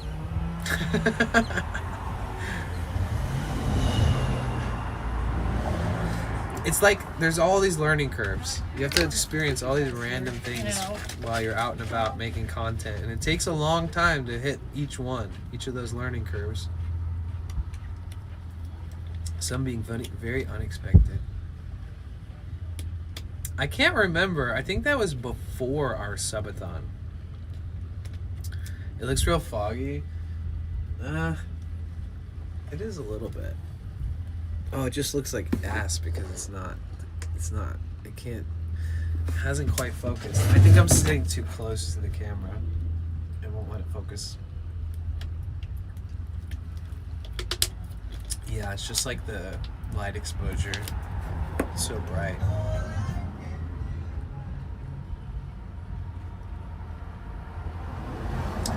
Very sorry that a long-term friend follower freaked out on you. She will not be named. Oh yeah, I don't care. That's fine. I can still unban her one day. I mean, there's always second chances and stuff. You know, there's like a lot of historic things. It's like if you run back to the person who hurts you or makes you feel like shit, then you're probably just gonna make yourself feel like shit again. I mean, it's pretty repetitive, people in their nature, but it was... yeah, I don't know.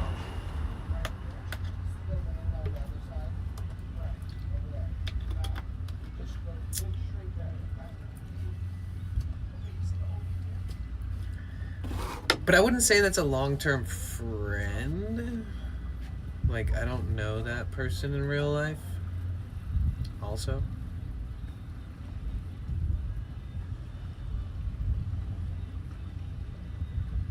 Yeah, I'm a Libra too.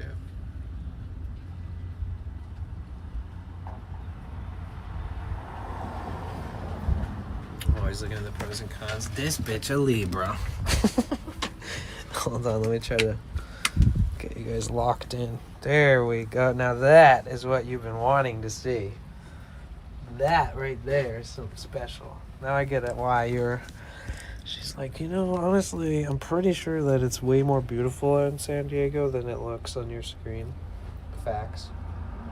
I mean, it's like stunningly peaceful and gorgeous and serene and healing and just, man... LA's fun and cool and interesting, and we do fun stuff there, and we have friends there. But LA don't do shit. Like, when it comes to this is not available in Los Angeles. There are days, though, like on the weekend, where if you're here, it's like endless cars driving by, motorcycles, loud, super, like, old, you know, motor fucking heads with their old Thunderbirds revving down the street. People blasting music, people walking like everywhere. I don't know what's going. Oh, because it's the farmers markets. Everybody's centralizing over there. That's why it's so peaceful.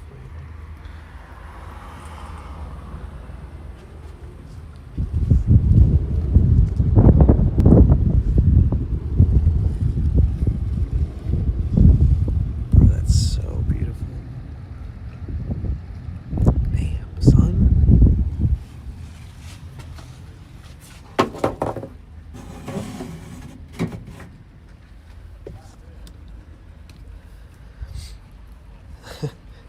Look at this. Because the rust on the top, like in the leaks. Some of you guys missed the saga of the leaks. That shit was crazy. But the oxidation dripping through and the wind blowing it up has stained my overhead.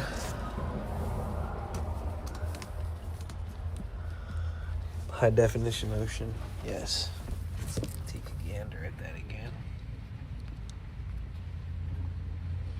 Oops, that's my finger.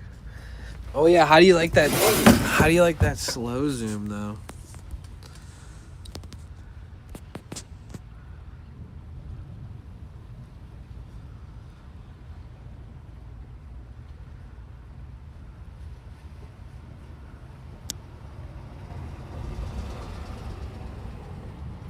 There's a boat on the glistening waters.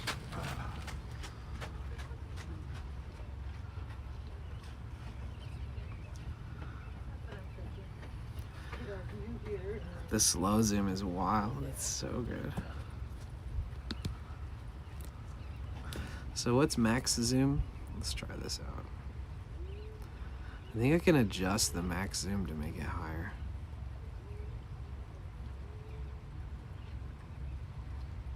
Okay, there's a guy right there. You see him? Or that's a boat.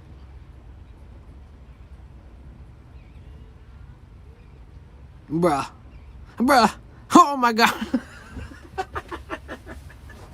Wow. That's so crazy, bro. What the fuck kind of movie shit was that? That was sick. Yeah, I'm in San Diego.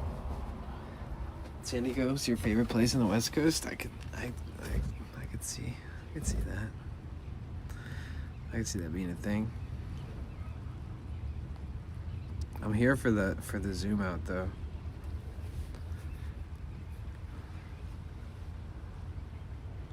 Fucking crazy, bro. What the friggin' heck, dude?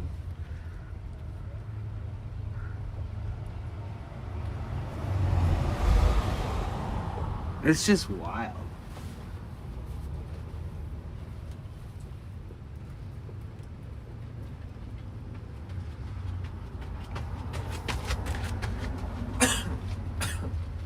That's wild, man. Speaking of coughing, I should probably think of what was the thing. I heard it was 420. Who said that? Oh, that was like 20 minutes ago.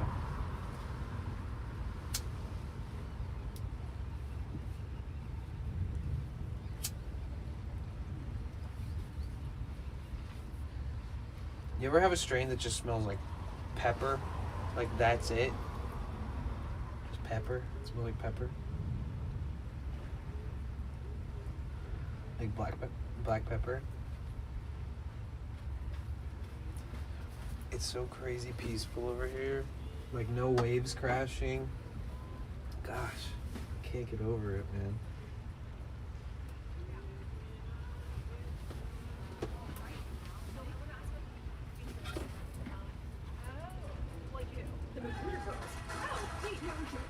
I don't think so. Oh, Jackie thought that too. Joey's not friends with her.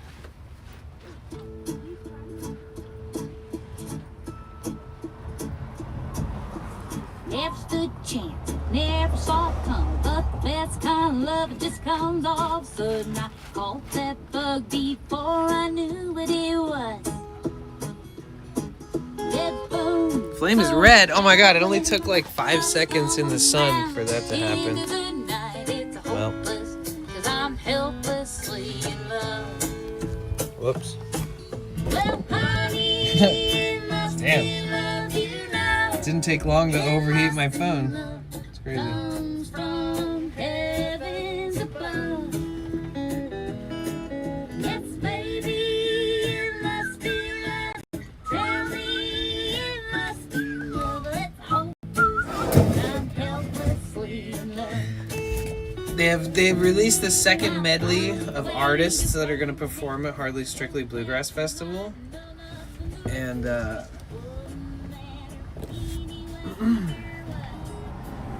excuse me. There's 2 more medleys to come, so 2 more lineup announcements. And the one that happens in the first week of September is the one that we should probably be the most excited for. Because that's usually when they announce all of the good artists. Like all the bangers. Break Stars, welcome in. Thank you so much for following. Welcome in.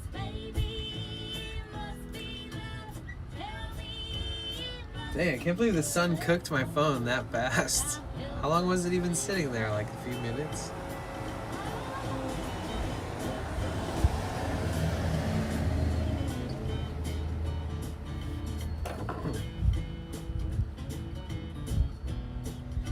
So what you guys up to on this lovely, lovely Wednesday?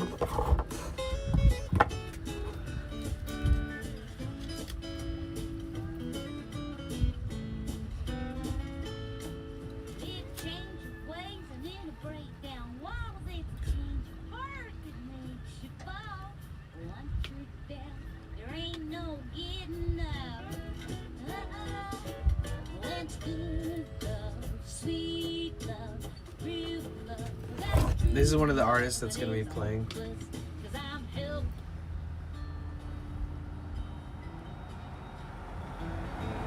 Oh, based on your interest? No, just kidding. Billy Strings came on. I swear, if they announce Billy Strings is playing at Hardly Strictly, I will be so happy. I'll be so happy.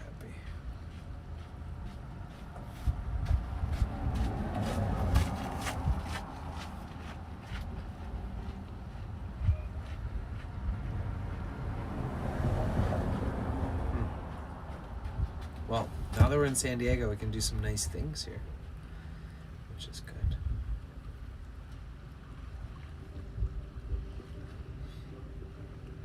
Discover Weekly gave me this song. Can you believe it? It gave me a good song. I don't feel like it did me dirty last week. I was like, oh, shitty music. Oh, now the phone's glitching out.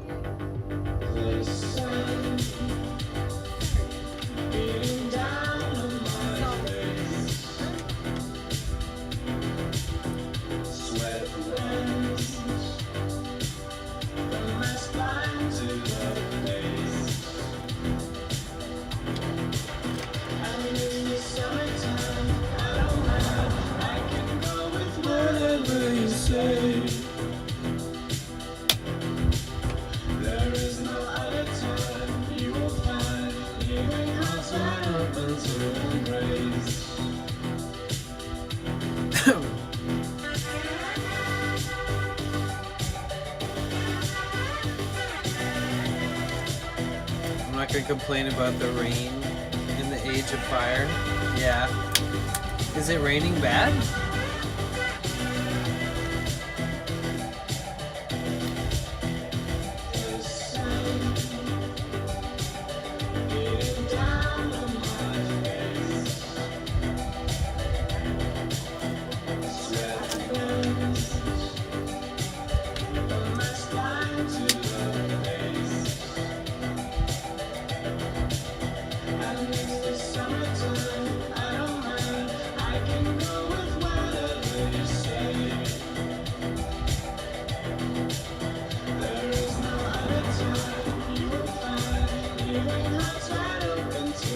Trying to do this, there's this one sponsor like campaign opportunity that basically I have to sign an NDA about it, so I can't even talk about it, like, but I can say that I have a sponsor in the works that might be fun.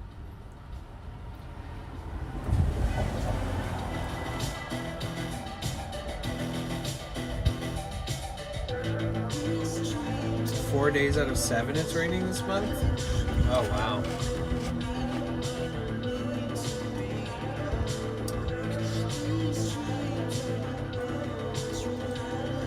But doesn't it rain a lot in the summer there?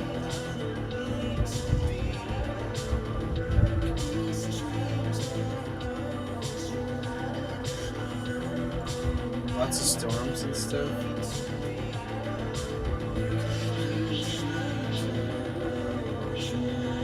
You're doing all your shopping and errands in the rain?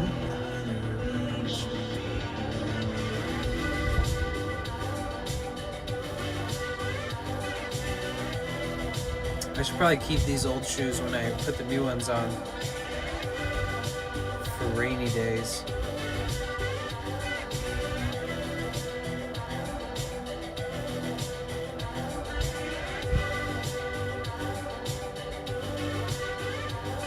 Oh yeah. All the tropical storms and hurricanes and stuff, sometimes they're moving in different patterns or other things are impacting it. Changes.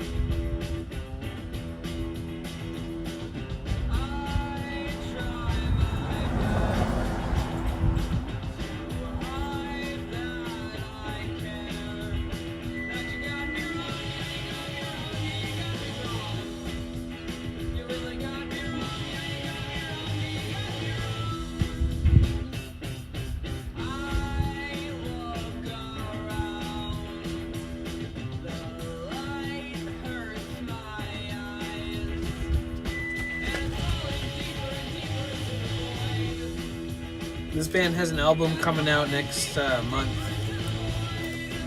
They're called Sloth Rust.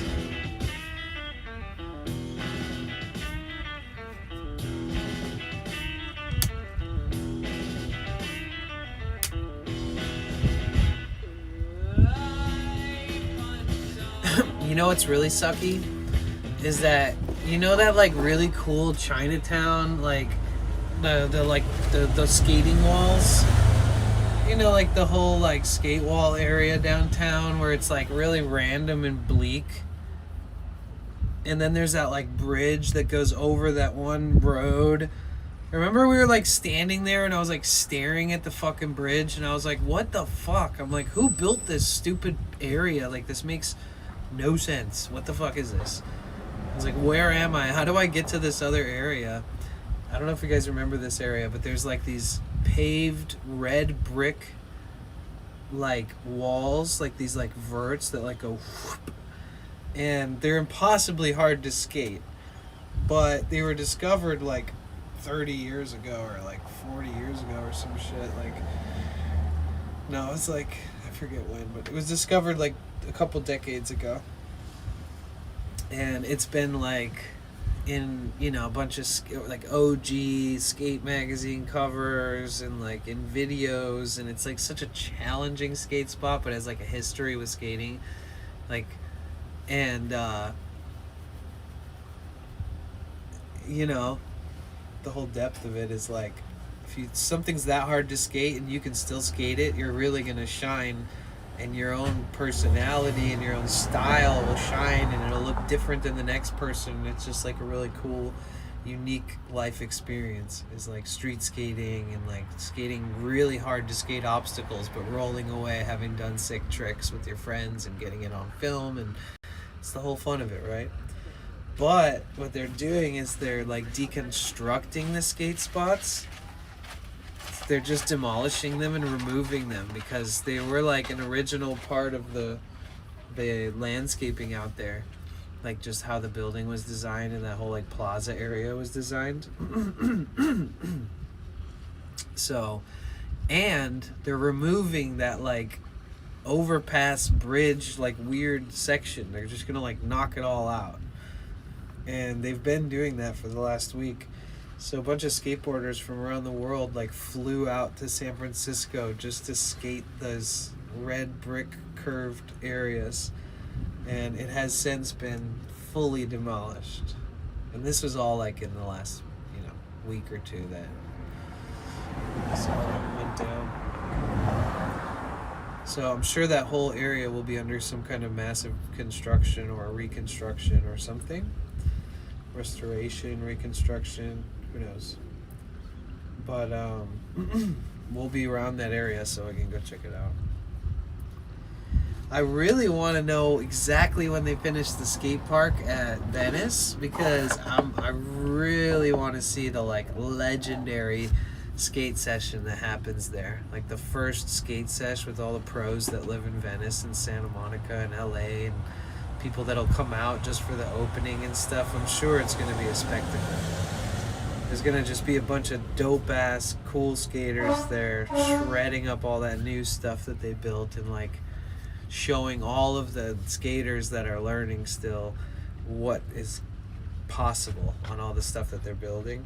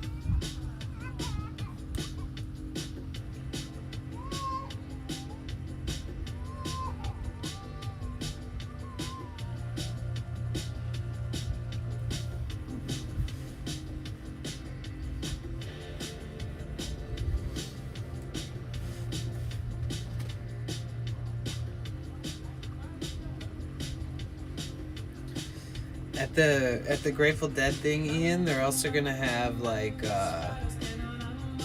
Jerry's car. I really hope the building has service inside of it that I can like manage to make work good enough. Because it's all gonna be in some sort of building, right? It wouldn't just be stored outside.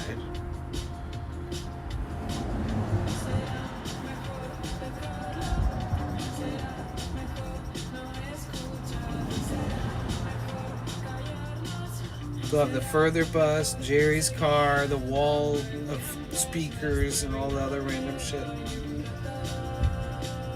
There's a whole story to Jerry's black BMW and how it's significant in the park. I thought it was all going to be at the Hall of Flowers. Oh, I don't know.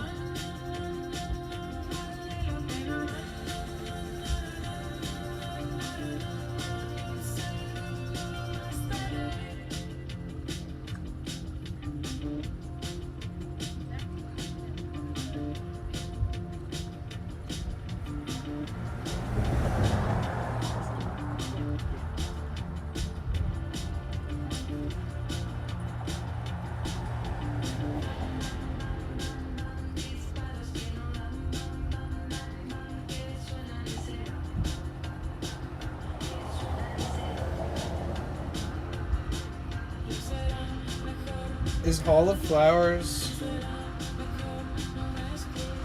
What is it?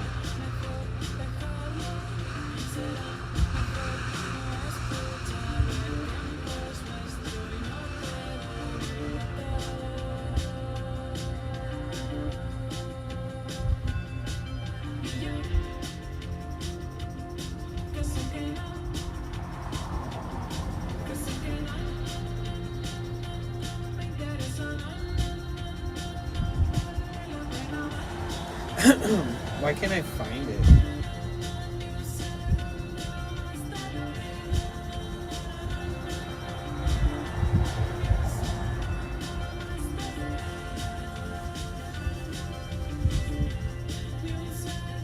So are we talking like the conservatory or like the arboretum or what are we talking about?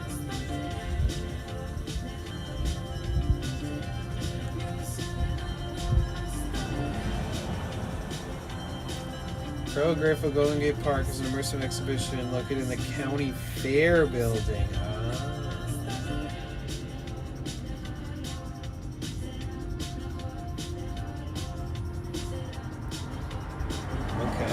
Okay.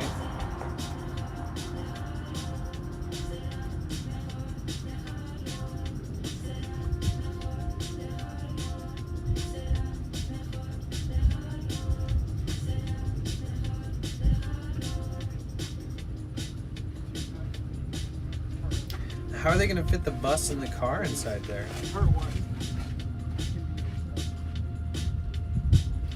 Wait.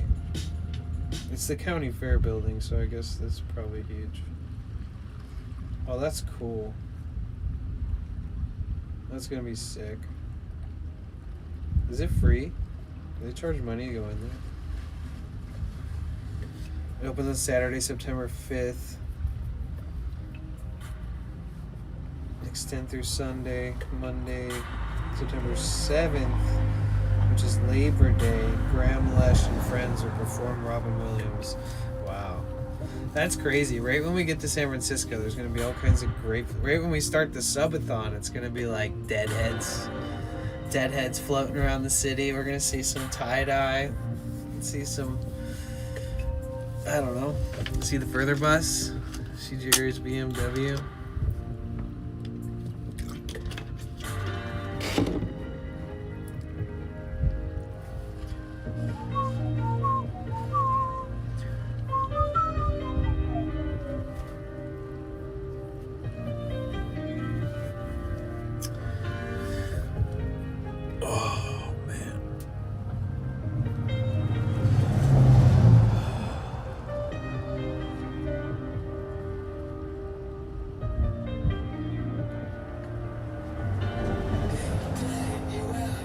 Bro, you know that exploding diarrhea?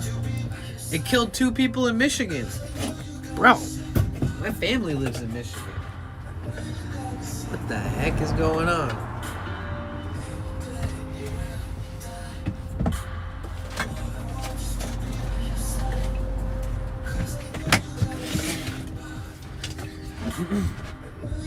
You know, there's like a version of it where you just can't... Well, maybe it's a rumor. I don't fucking know. I heard that there's like a...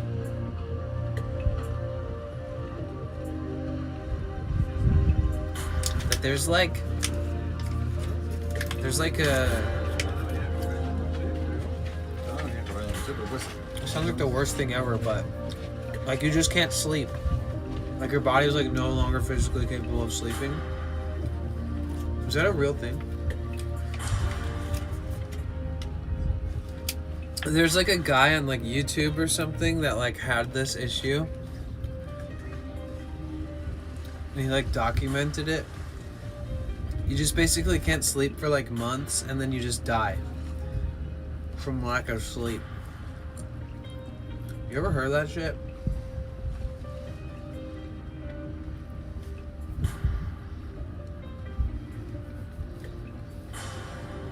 In Flint? Flint had the water issues. I don't know where the people who passed away live. Hi VK, how are you? Yeah, I'm not sure, Peach Fuzz.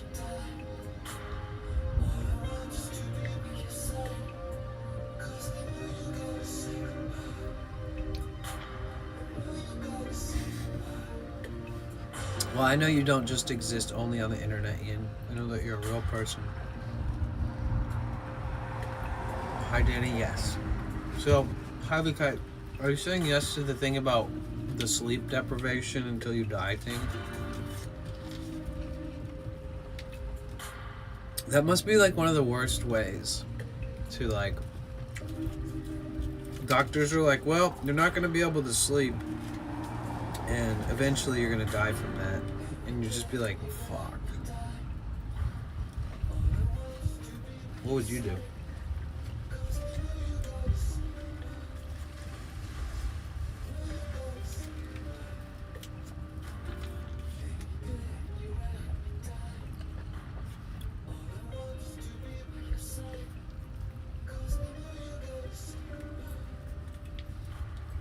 exploding diarrhea. Well, I think it's in Northern California too. I think it's across the whole country. I think it's like one of the most widespread like foodborne issues that we've had like in a while. And 2 deaths.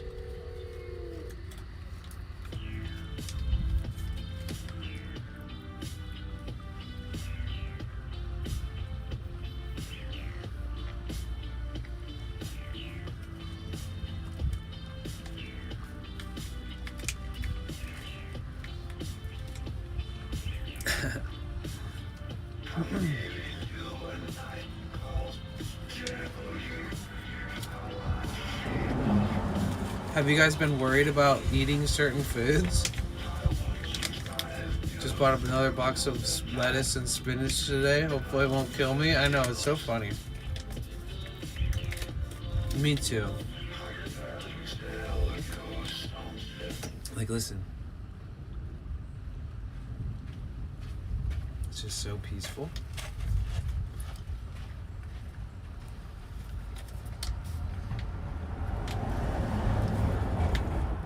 I felt like I could hear my own thoughts today. Like everything slowed down a little bit. And that was just like, wow. What such a good feeling.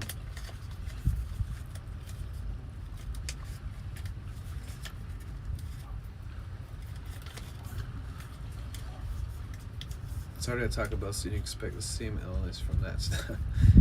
Well, the thing about it is that it was like certain distributors of this product that they distribute to like it's all listed. You can find the information if you look.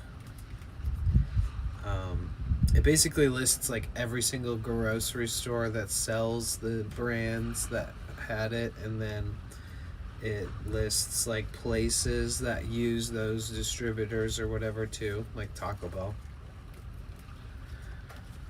I think there was some other fast food places on the list too. I would imagine every single place has to like recall, but I've heard that it's from tomatoes too. I used to live on oatmeal, beans, butter, and peanut butter. All the greens are coming from soup, so no worries. That's funny. Wait, so if you just cook the greens that are giving people the explosive diarrhea, will it just like cook off whatever's on there? Whatever the virus is or whatever?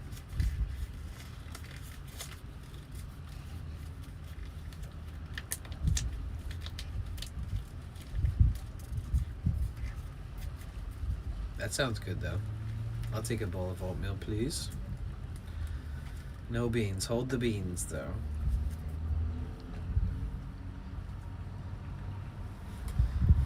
I was waiting to go for that testy for weeks. I know, right? Boil and kill the bacteria. Oh, guys, yeah, just don't eat anything. I don't know. I ate a bunch of spring rolls, like fresh spring rolls, when I was in LA. All those things had greens in them. But I was very much so trying to avoid lettuce and things like that.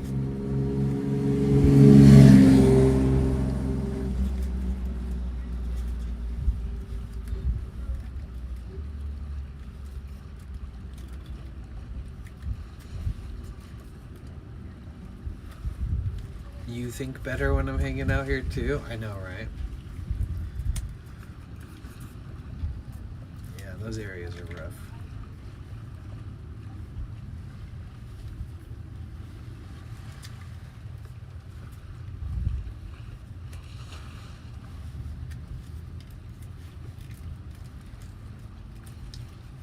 Until there's not people shitting 100 times a day from explosive diarrhea, I'm just gonna be extra careful.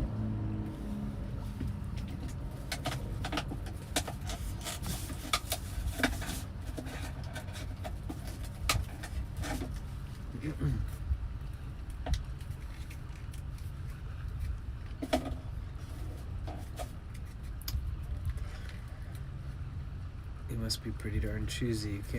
You can't take the risk. I agree with Ian. better when you and us are talking. Yeah, me too.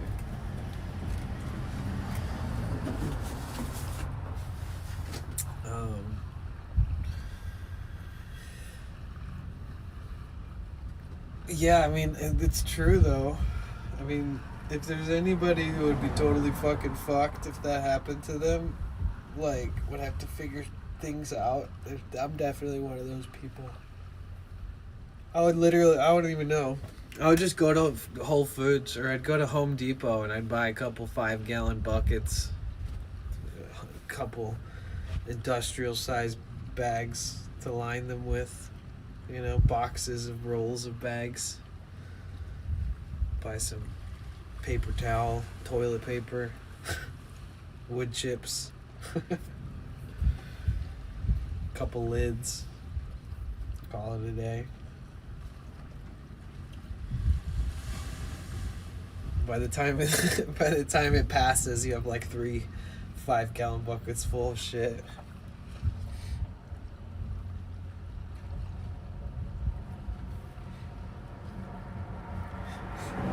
If I had like a crazy enough like size, like a good enough, healthy enough van that I could stand in that was tall enough, I could. There is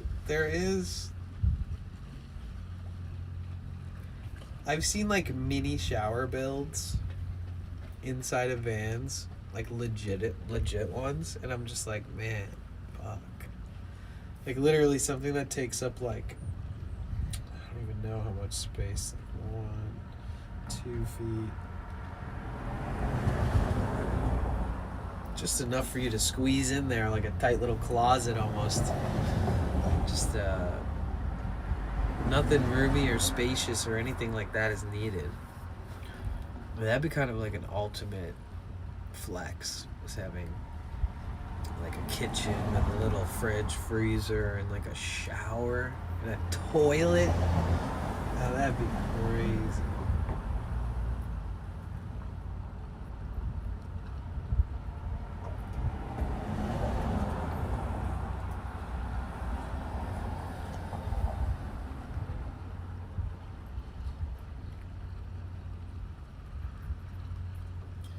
It's so nice when the waves aren't plundering the side of the earth, when it's just kind of more chill. Eating at City Tacos tonight? I don't know.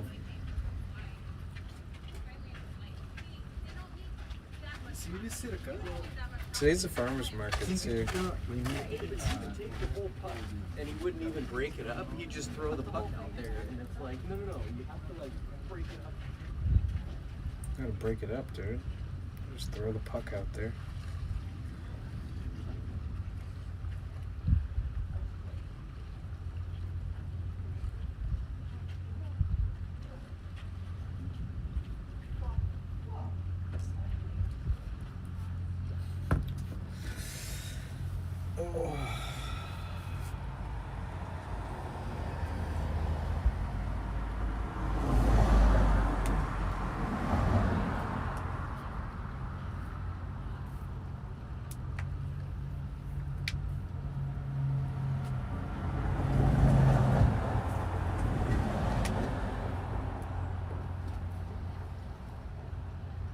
I'm from the Bay.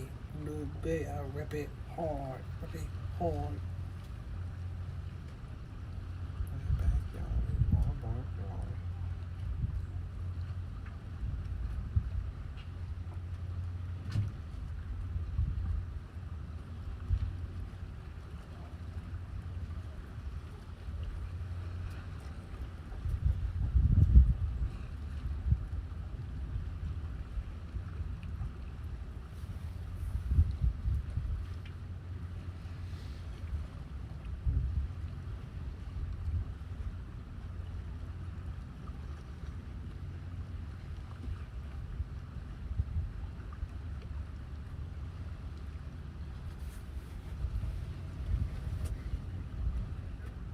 What are you up to today, VK?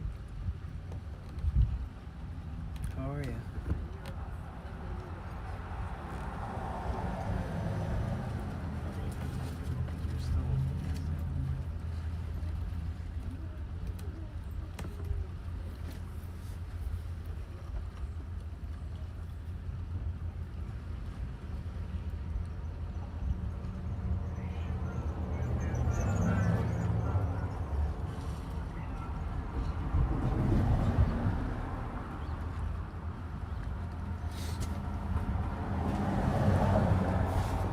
Yeah, I was just thinking about doing a short stream since I showed up pretty late today.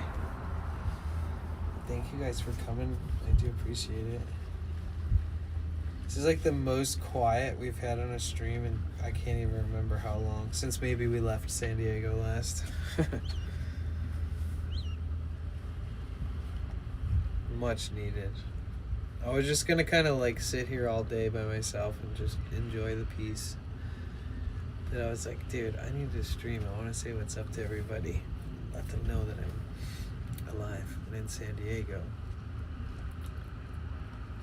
I want bands of solar nomads streaming experiences to each other, meeting up, pooling resources. Migrant Maelstrom. Yeah, I mean, if everybody was like chill and like good people and not messy. For a couple of years when I moved out of the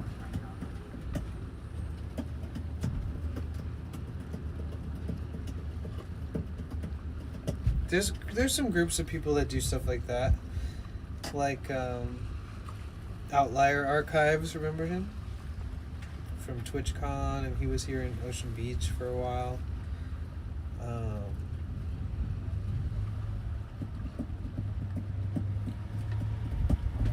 He joins up with all those big nomad groups that go to like Baja California and other places, but they don't stream it. They just like make YouTube and Instagram and TikTok content.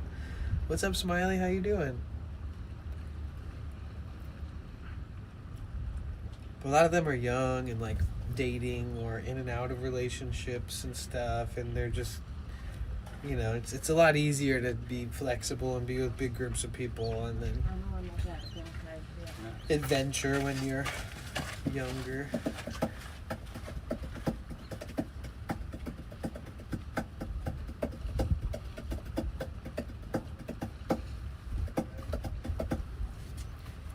How am I? I'm doing good. I can feel the chill through the ether. Yeah, I before I started stream, I was like, I don't even feel like it. I literally only got on here to talk to you guys, like straight up. I was like, let me check in with the fam. Because I didn't stream yesterday, and I didn't, you know, and I like drove to San Diego, so we're not in LA. But when I parked here, I was just sitting here like, wow, I can fucking feel like I'm just keep saying the same thing over and over again, but I don't know, I just felt like such a great amount of peace and like relaxation that I haven't felt in fucking months. Turn Grandma, what's up? Yes, I drove out to San Diego, and oof, it's so bright. Let me see. Look at that.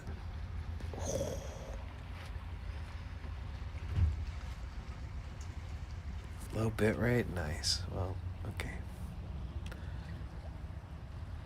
Let me put it back over here then. Apparently, if I move it 3 feet away from where it was. Turn Grandma, how are you? Really now? Now my bit, I picked up the phone for a second, I'm losing all the bit rate. At least it says it I am. I still see the screen on my chat phone. Weird. What is going on? Where did my internet go?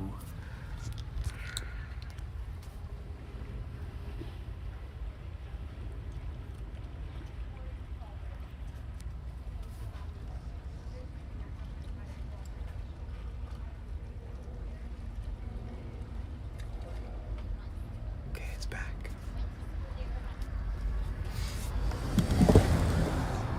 Doing good, just enjoying the start of the evening. Nice. That's what's up. I was just feeling so chill today. I was like, oh, I don't even want to stream because I could just sit here and relax all day. But like for all the right reasons. Because I haven't felt like I can take a break from the noise of LA. So I drove to San Diego yesterday. It was my brother's birthday yesterday. So he passed away a few years ago, but instead of streaming, I was gonna stream the drive and stuff and hang out on stream after the drive, because I usually almost always stream the drives that we do, like when I'm going anywhere, especially road trips, hundreds of miles or whatever. But I ended up calling my mom and talking to her. So today I was like, wait, you can't even see what's out there, bro. That's not gonna cut it. That ain't gonna cut it. Here, give me 1 second. Let me adjust this. Give me 1 second, guys.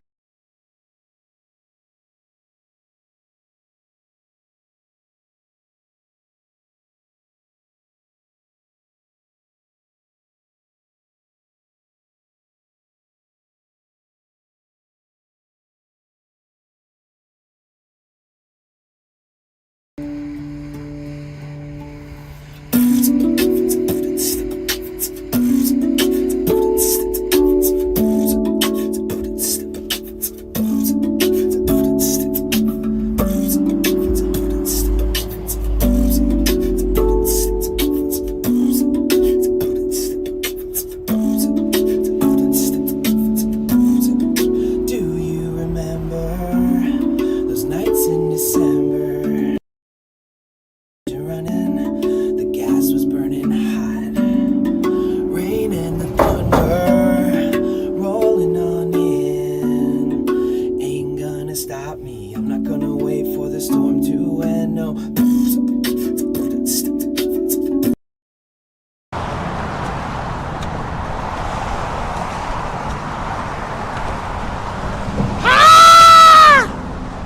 Okay.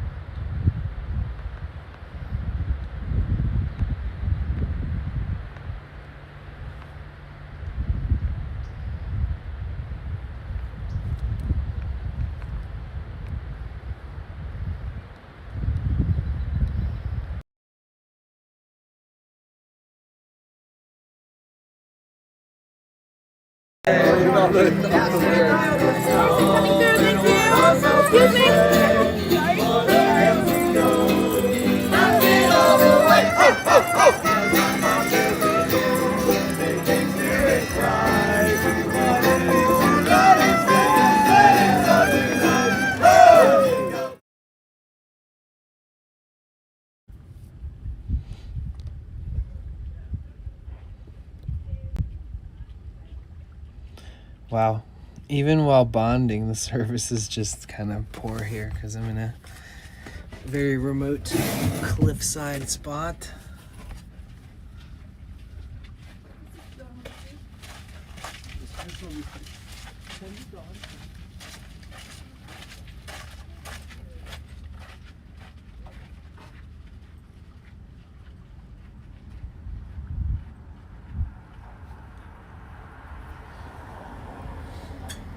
Fish are thriving. Will we break out the banana suit for the subathon?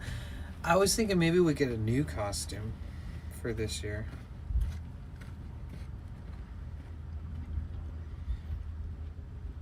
Do you remember those nights in December? Yeah, the first year of van life, it rained like fucking monsoon rain. Crazy rain. Luckily, I didn't have a bunch of rust holes in my windshield at that time. Holy shit. But last winter, the rains that we got, I had literal water. Some of you guys didn't see it, but I had literal waterfalls. Like seriously. I put like bowls and cups and buckets and like every however long I'd open my door and the rain would come into the door and I'd dump the water out and put it, because it was like streaming. It wasn't even like drip drip drip. It was like an actual waterfall of water coming into my van, and I had to fall asleep while it's doing that. I'm like, I don't know what the fuck else I can do, man. I'm tired. I gotta go to sleep. This is like crazy. It's like pouring rain. It's windy as fuck. van's like moving, wind is like, the rain's like I can't hear shit other than rain, and I'm just like fucking watching it like I'm just like, Jesus. So yeah.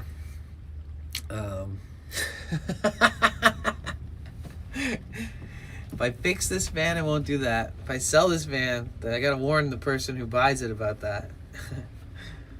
Not one of the two.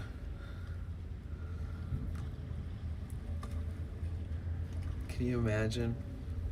Ever been there? Yeah, condolences, Mike. I love you, Mike.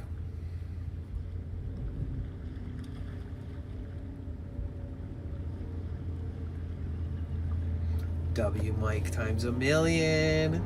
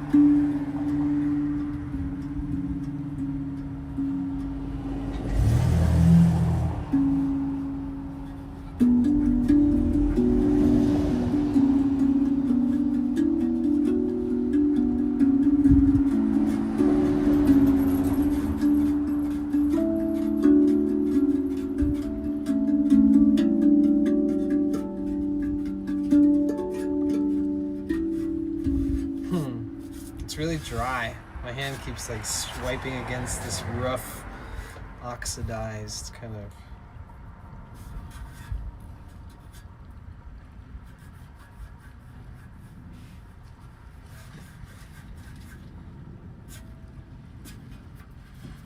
It's tough.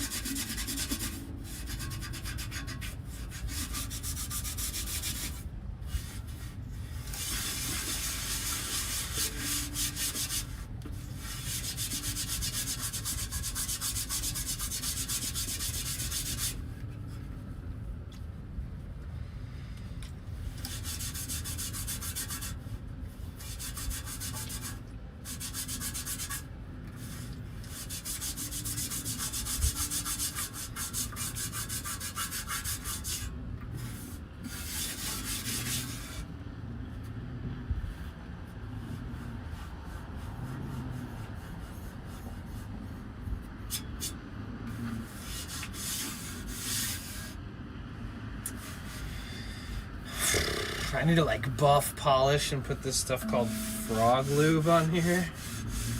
You heard me right, frog lube.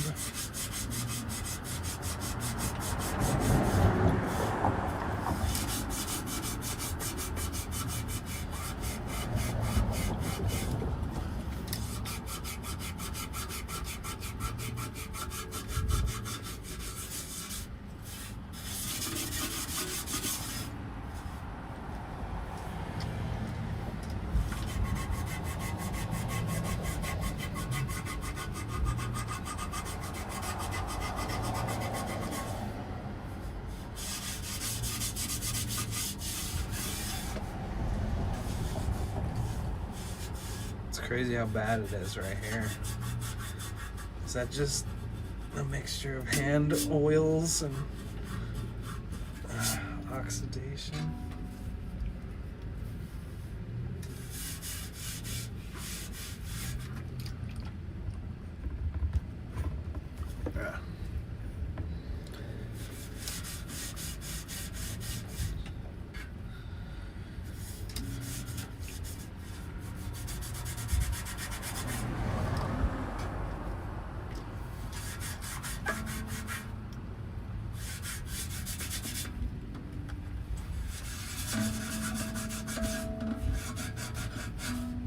I need to like sand this, bro.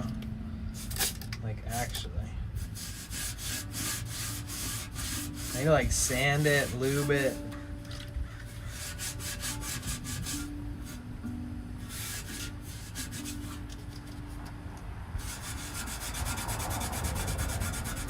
Oh my god, Dipsy, dearest Dipsy, thank you so much for the 21 months in a row. Thank you. How are you today? Happy Wednesday. Your continued support really means a lot. Thank you. You guys, the lifeblood of my streams is these reoccurring subs. So shout out to anybody who can make that work. How are you?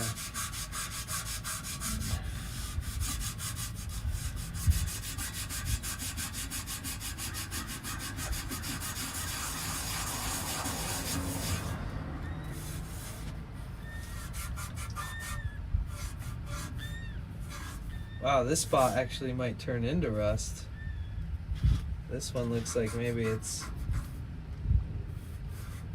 from almost like a scratch or a little more than the other spots.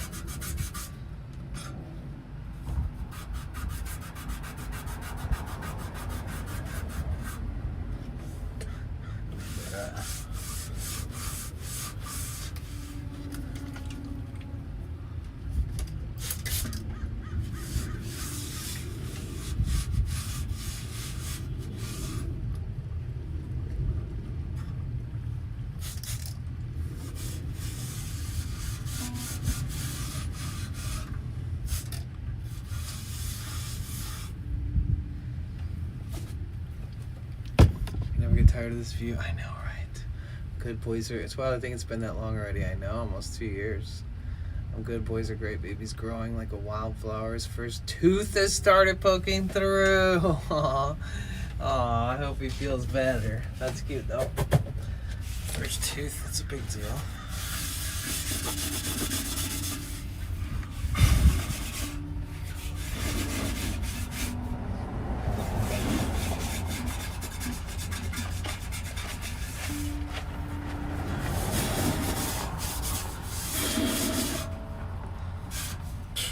It's a little better.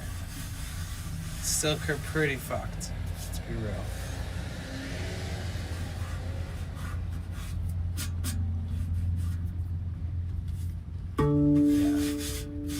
Yeah. I need to like actually, because it should look like this. I need to yeah, clean it and like seal it somehow.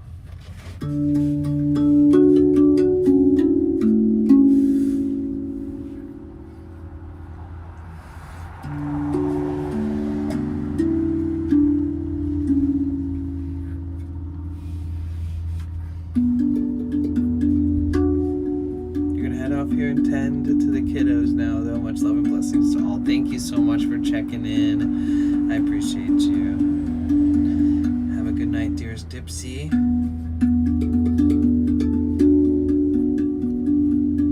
What's up, Nat? How you doing?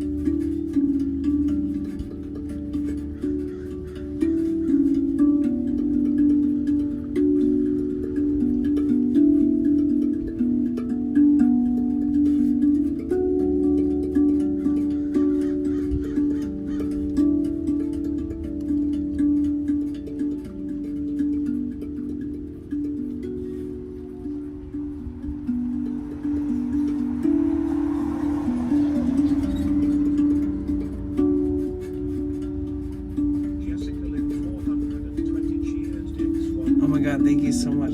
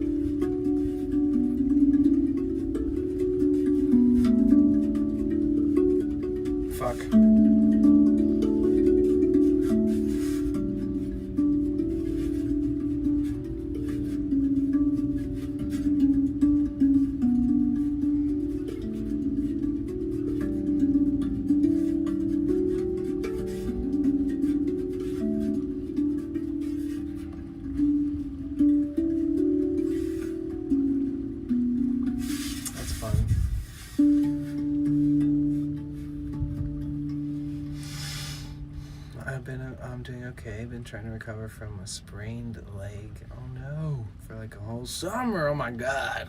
Damn. Well, I hope you feel better. I have like nerve damage in my toe because I broke my big toe like 4 times. And like just doing nothing at all can make it feel like it's being ripped off my body. And that was kicking in the last couple days. I was like, fuck, dude. It's like a permanent thing I'll always have. Maybe I can get a surgery one day. I don't know if that's gonna... But I understand. Living in pain sucks ass. I've been wearing this knee brace for a year now. I blew my knee out right before the subathon last year. And we're about to start it again next subathon.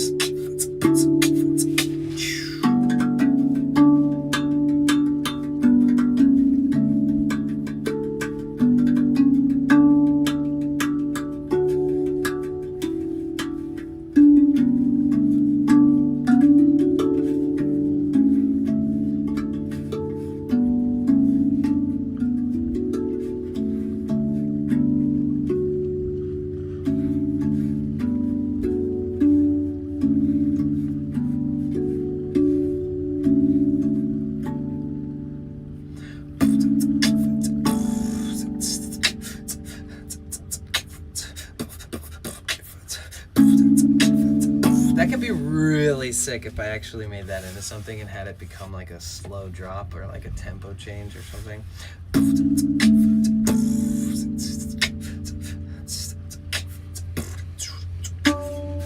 I overuse these notes.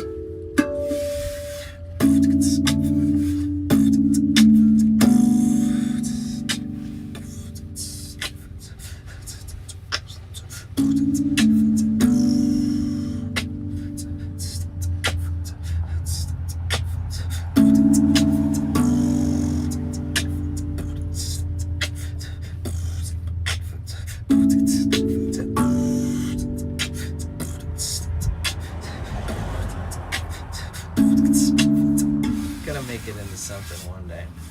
It's such a simple little thing. It almost always works when it's simpler.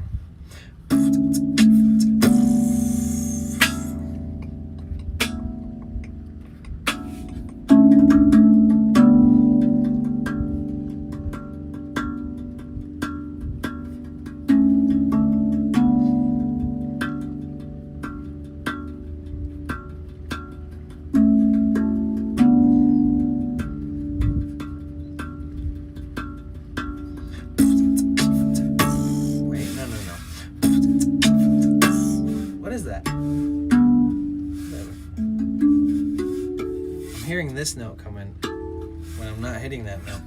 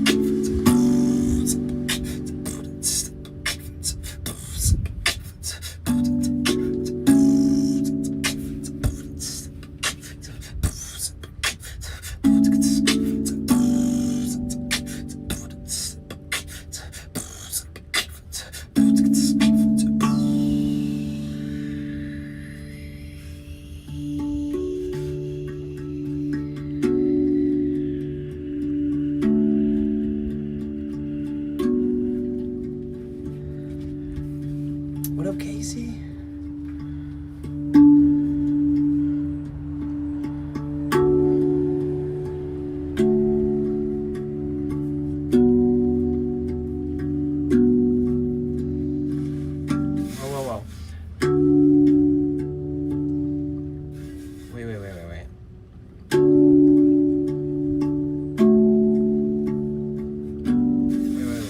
Thinking right now.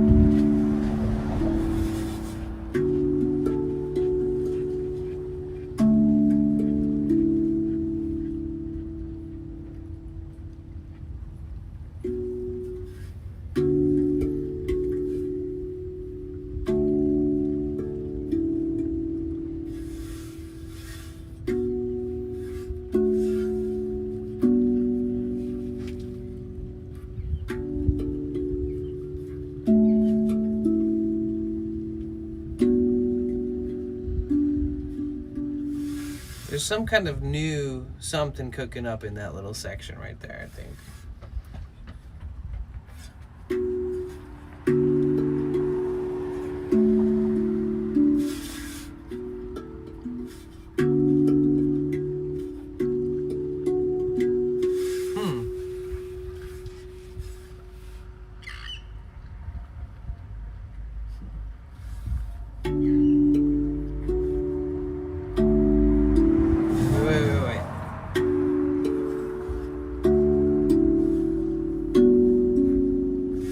That's a weird note. That's like a flat note.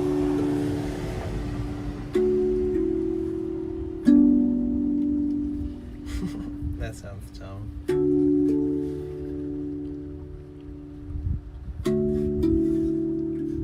Ah.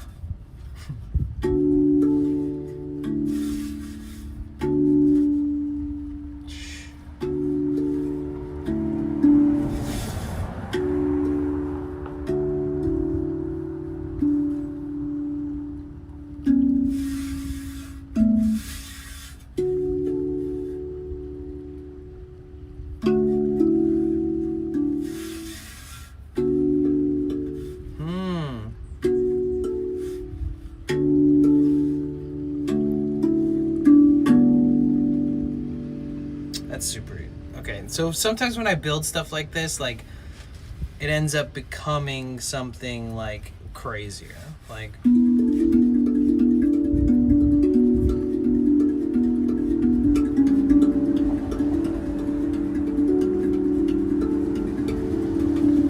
Stuff like that only started out by being like...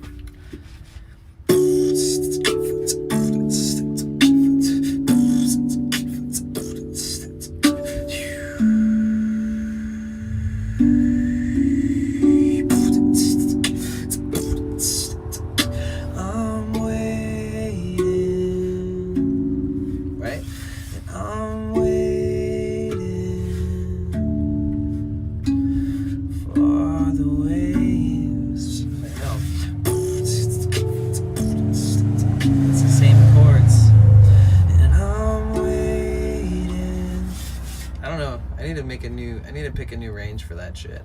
Hi Liz, how are you? What up, Gamer KB? Thanks, Yuri.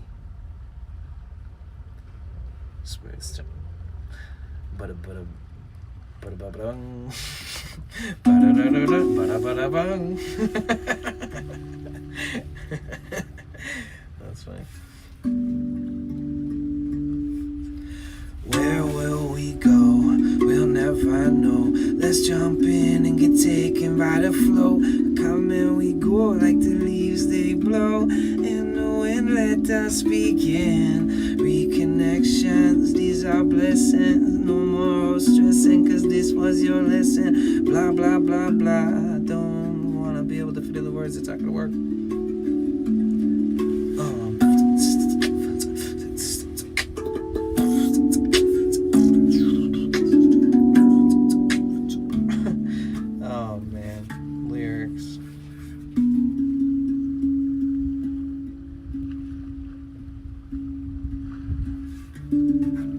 Nice to be able to play it quietly.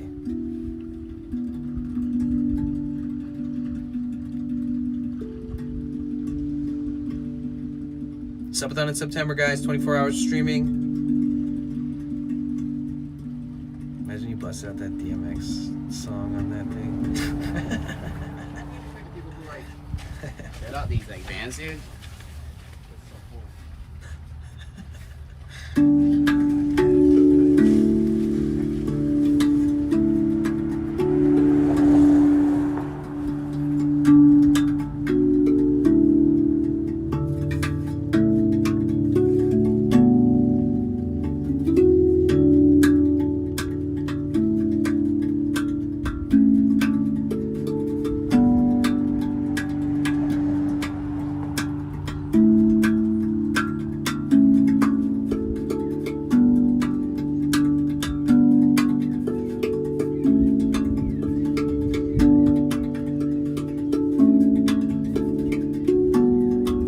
of rhythm. My rhythm's off, but it's okay.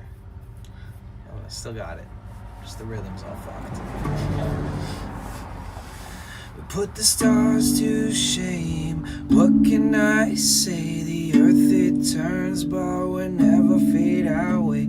Forever hold on, forever stay close. You're all I ever need, you'll be all I ever know. You're all I ever know. You'll be all I ever know. You'll be all I ever know. You'll be all I ever know. Yeah.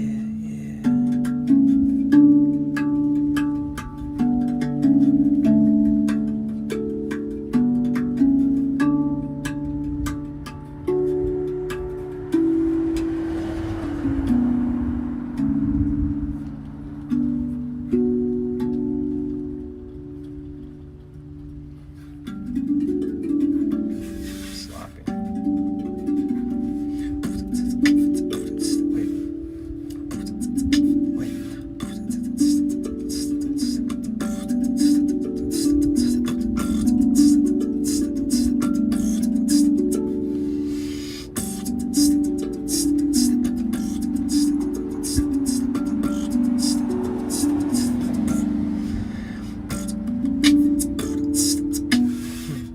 Just like the hand-eye-mouth coordination. You gotta practice.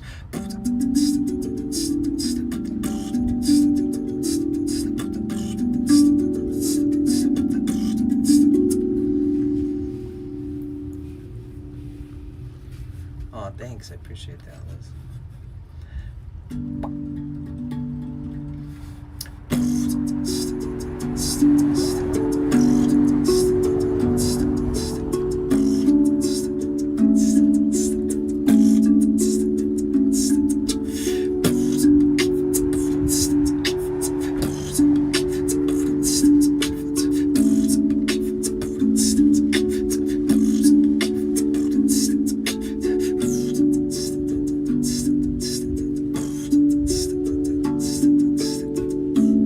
I love that one. That one's nice.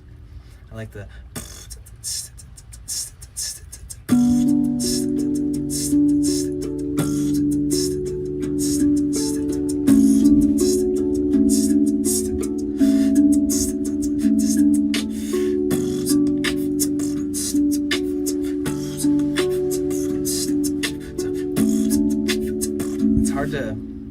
It's hard to remember everything on the first. I haven't played it that much lately, so.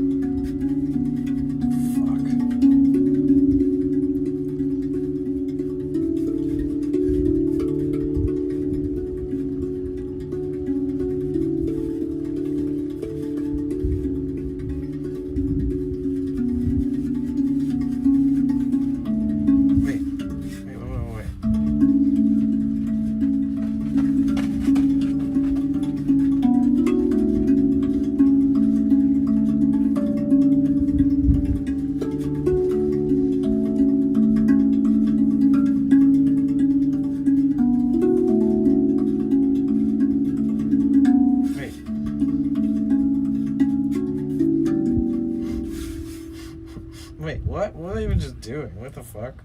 Wait. What? What was I even just doing? I just blanked. I just straight up blanked in the middle of playing.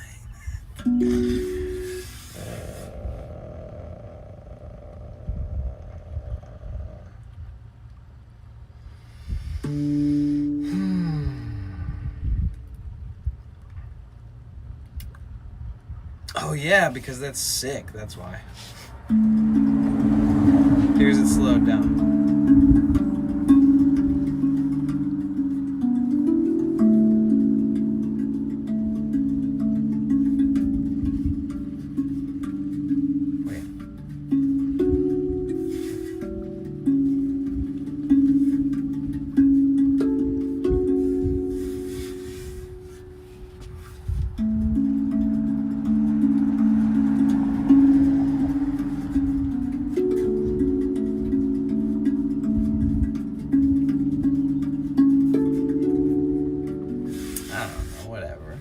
Pretty sick.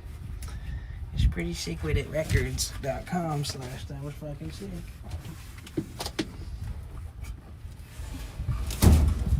You know, the Sup With It Records, that's a Bay Area thing. I've probably never explained it. But it's the truth. The truth. The truth. Wow.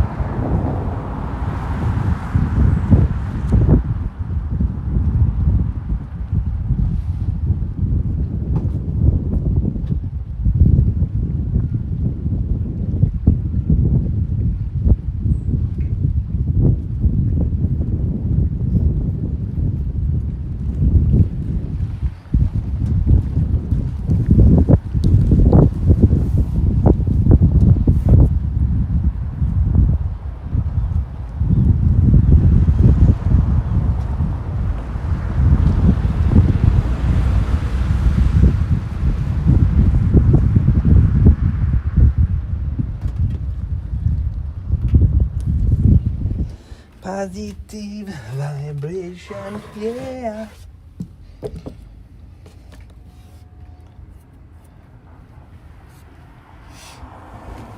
Boy! Alright, who's here? Who's lurking? Hello, beautiful peoples of the world. Beautiful peoples of the world.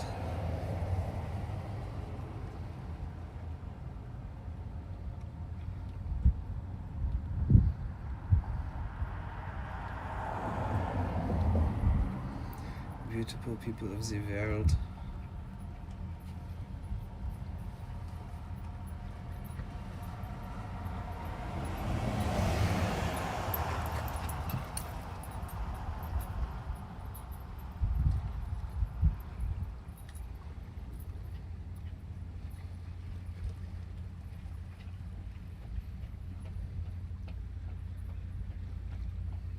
Straight. Wow.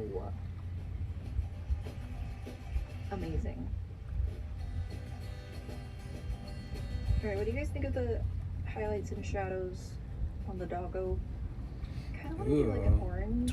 Twitch showing me artists. That algorithm though.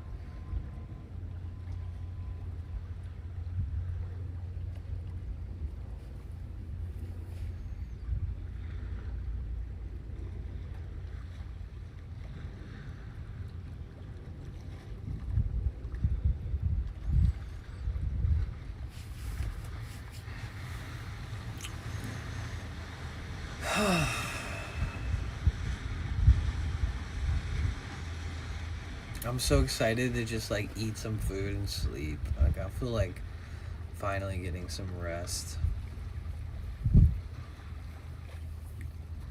Much needed.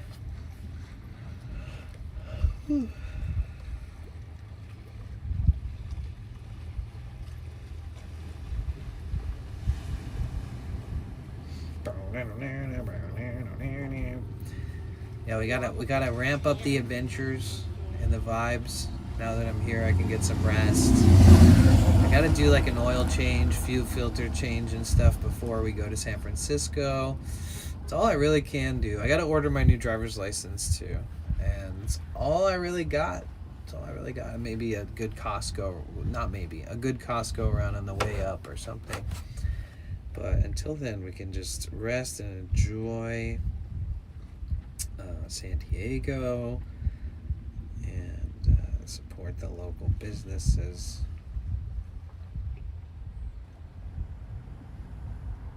Just enjoy the beautiful resources.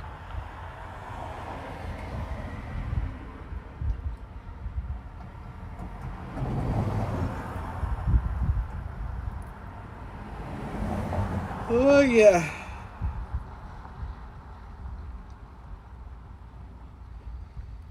Yeah, I must be really trying to catch up on rest, huh? That's all I can think about.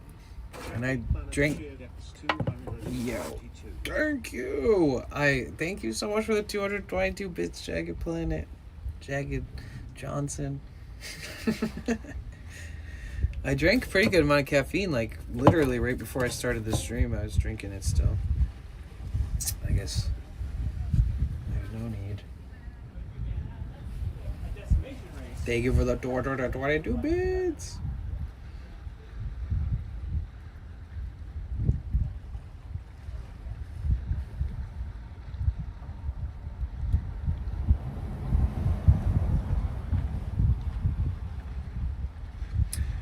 Wait, what the fuck? Wait, I'm so confused. Detoma. Thank you so much for the 7 gifted subs. What the fuck? Where? Thank you. Thank you, Jessica. Thank you guys for the hype train. Holy shit. What a L streamer. Thank you so much. Thank you so much. I'm like, wait, what the fuck? Detoma, what the heck? Thank you for the 7 gifted. Thank you so much. Sorry, I was looking. I was looking through Twitch to see like who we can raid.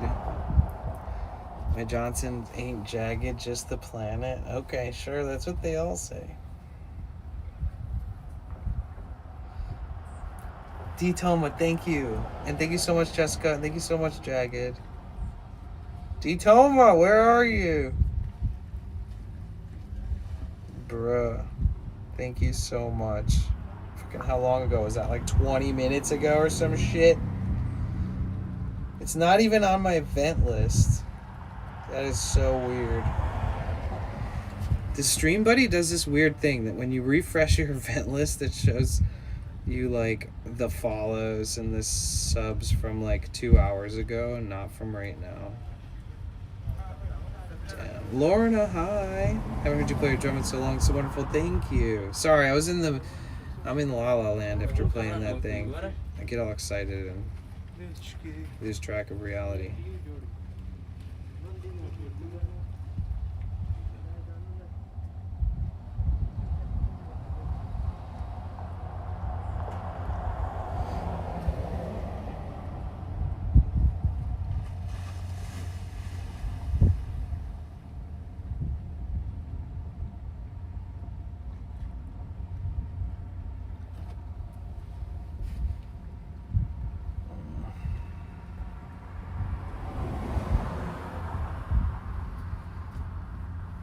You guys, make sure you join the Discord, okay?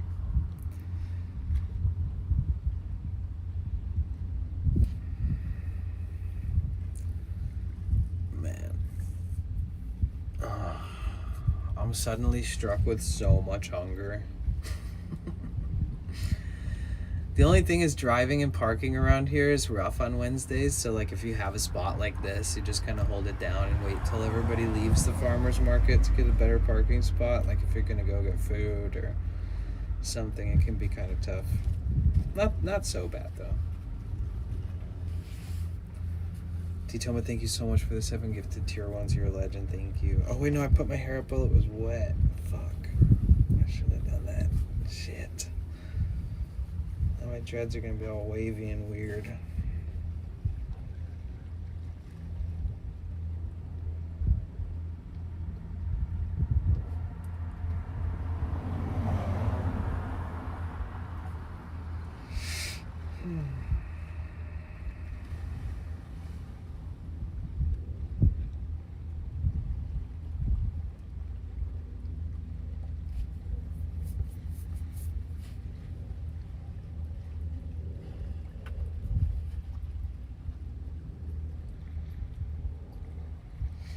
Oh, we could raid Subatomic's Subby. It looks like he's up to something fun.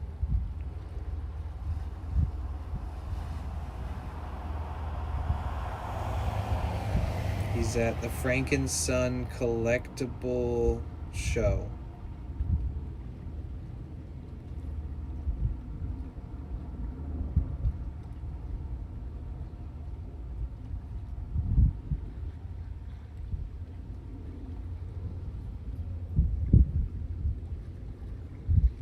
You right now? Oh man, that's gonna be me when I go get food.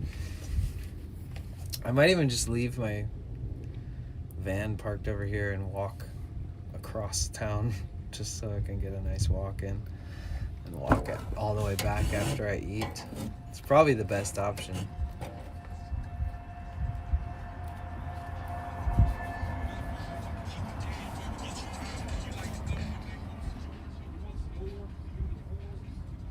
Let's drop in and raid Subby. We got good streams coming up. I'm just getting my roots sunken in and trying to figure like odds and ends out. But I do appreciate you guys so much. I literally only streamed to just sit here and hang out with you guys so that we could catch up a little bit. So I love you guys. You are amazing. You make my days so much better. Copy and paste these bad boys. Who's coming with us? Who's coming on the raid, guys? And sorry to anybody who just showed up. I know that Liz just showed up. A couple people just showed up on Twitch. Have an amazing rest of your evening day. Thank you. I appreciate that a lot. I will do my best. Adios, muchacho. Take care of yourself. Thank you, Ian. You too. Love you, Liz. Okay, Rainbow's here. Charlie's over on YouTube. Good night, Charlie. Good night, everybody on YouTube. Love you guys. Be good. Subscribe to the channel. Thumbs it up. If by after the subathon and stuff, the YouTube isn't like working properly, I'm just going to start streaming on a new channel. So be ready for that. Just in case. Thanks, Mike. I love you, dude. Good night, Groot. Alright, let's go check in on Subby. It looks like he's at an interesting place. It's probably in like fucking somewhere hot as heck, like Pasadena or something, but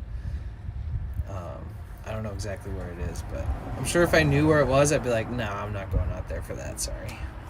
But it looks cool. So let's go check him out. Make sure you follow him.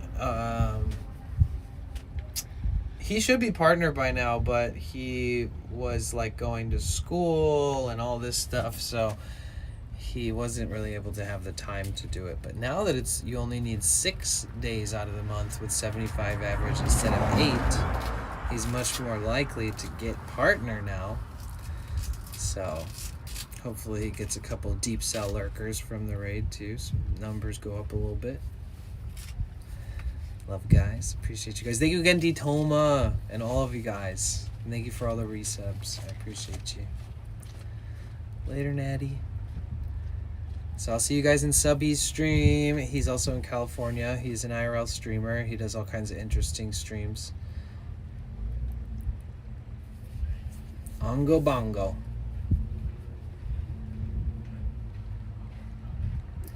Alright.